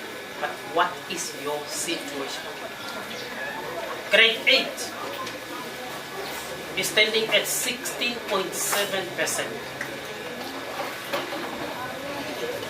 The reason why it is red is because all the other schools, in comparison to all the other schools, the second percentage is standing at 38%. If you could get 39, you are out of the situation. But you have 16.7%.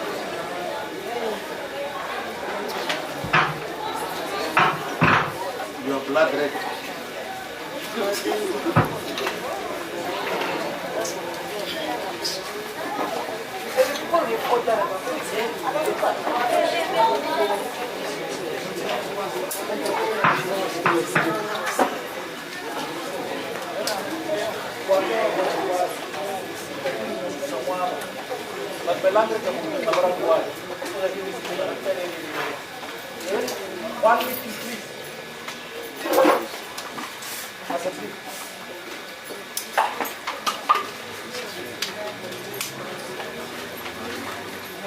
Yeah, thank you so much, Mr.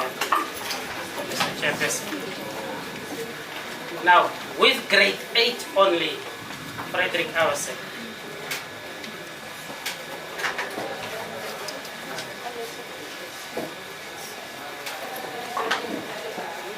we will need, if we are to stay safe, because you can see the second average is 38%. 38% is less than 50. Yeah?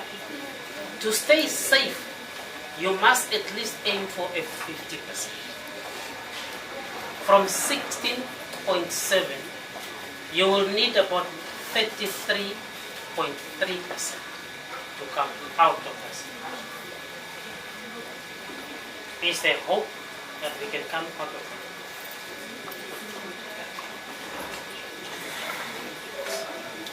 I hope so. Miracles. Yeah. Grade 9, you are standing at 20.8%. The second average is again less than 50%, that is 43.6. Now you must aim at least for a 50 to stay safe, and you will need at least 29.2% to come out of this. Grade 10, you are at 18.7, and you will need about 31.3% to come out of this. Now, this should never discourage you. Never. It should never discourage you. Because all that you need to aim for to get out of this situation, right? And I appreciate the strategies that we have put in place. Mr. School Board Chairperson, I'm rendering myself unto the school.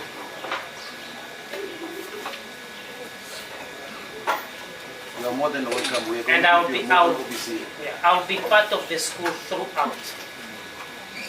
Whatever it is that we need to do, we will have to try.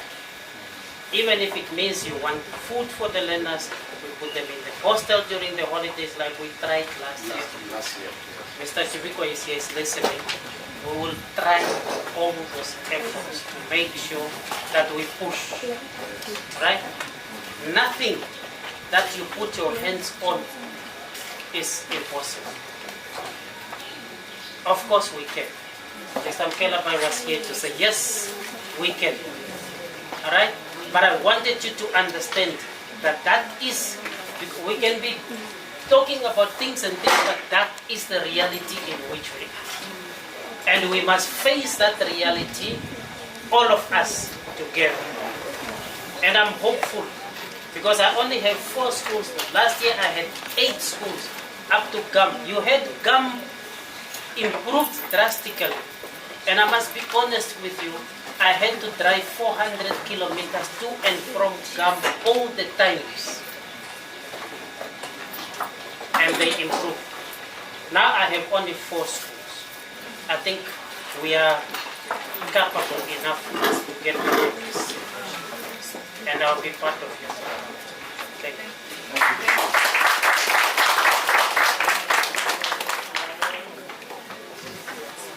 Alright, we are now moving on to our second last item, which is just a vote of thanks by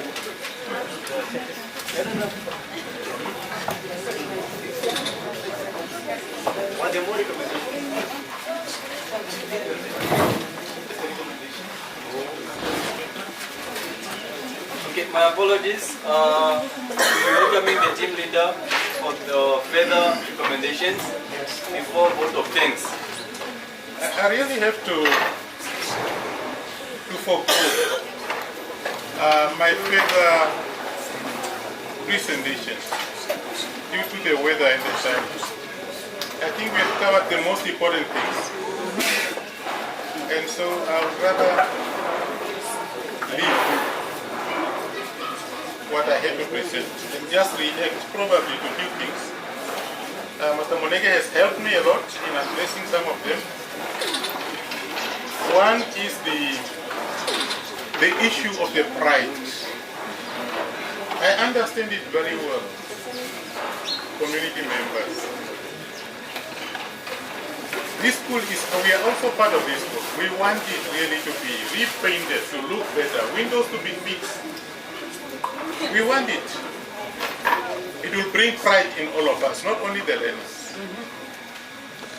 But the windows, Ms. Kasanga, that is your baby. Those are minor renovations. You can fix those. The paint, yes, we understand.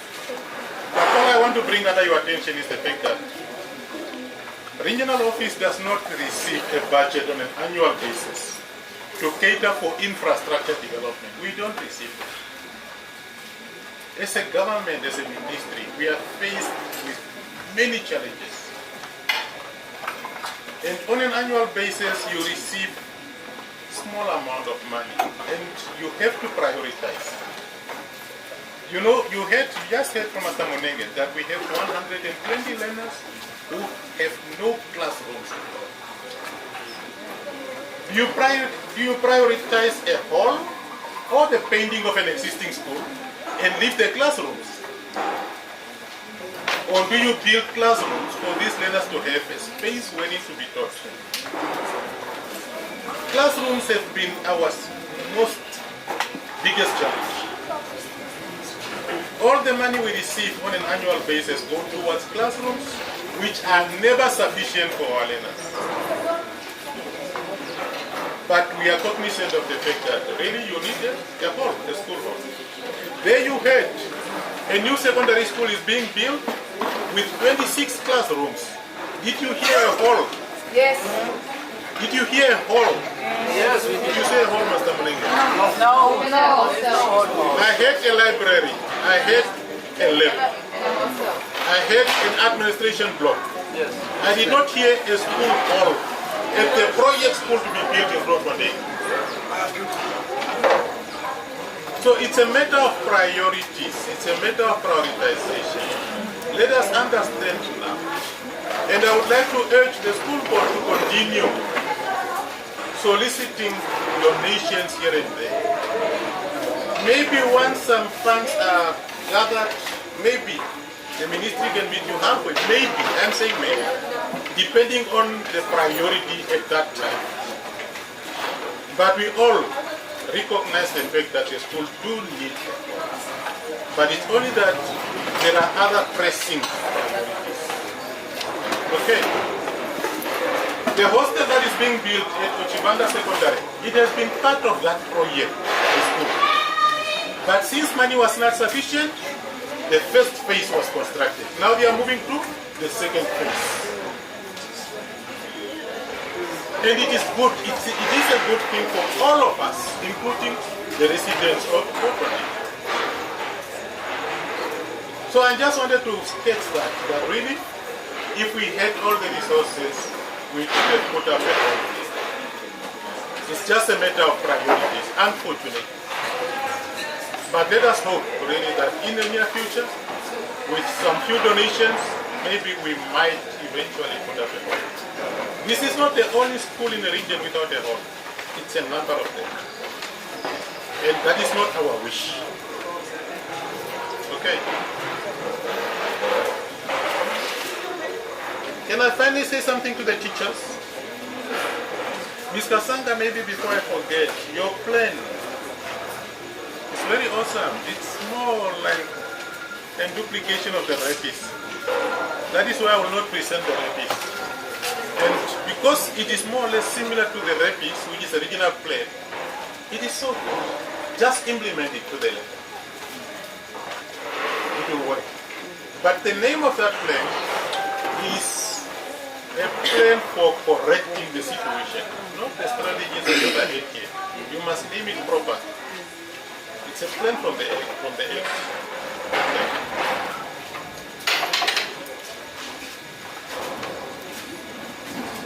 Yeah, we said a lot to the teachers. Maybe let me leave it there. I want to thank you all, really, stakeholders. Thank you so much, Madam former Principal. Thank you for being always around to render support, your experience and all that. Dear pastors, thank you so much for being here and all stakeholders. We really appreciate it. Teachers,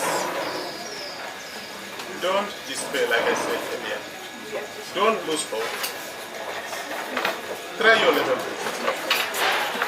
I told you that the journey towards success, you will come across disappointments, you will come across failures at some point, and I'm sure you are still in that trajectory towards success.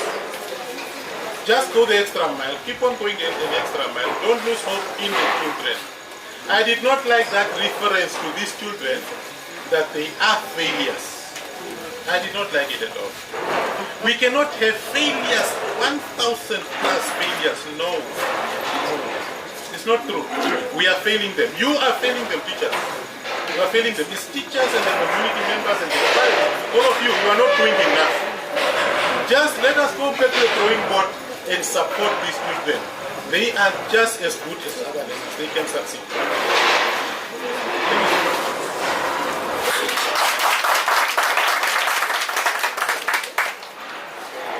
Right, now to our second last item, which is just vote of thanks by Mr. Doshiwa. Corporate Director, we are clapping hands, but we are not happy because hearing the new school is being built, I think proper planning was not done. Because instead of building new school, Fridrich Awaseb could be upgraded and more classes could be added. They do have the ample space down there. Yes, thank you, Mr. Chair. You are closer to us. We are going to talk a lot. Yes. And inform one another. We realize in Namibia that most of our schools are overpopulated. We have schools in Okahanja. We had a school last year. Aurora had 1,000 square meters. That is too big a population for Mali. And so the ministry has taken a resolve. Initially, it was that no school should exceed 800 learners. Then later on, it was moved to 1,000. Right now, we are at 1.2, 1,200. We want 1,200 to be the ceiling population of our schools in Namibia. And that is why it was resolved that it is rather better to build a new school with 26 classrooms instead of adding them here. That was going to culminate in over 3,000 learners at this school. Yes.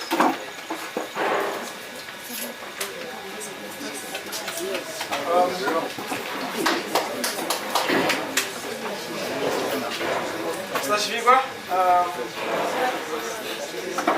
Chief Colon Education Officer, that is the proper title of Shiva. But in short, we call him the director because he's second in charge from the director. Mr. Munenge, very knowledgeable.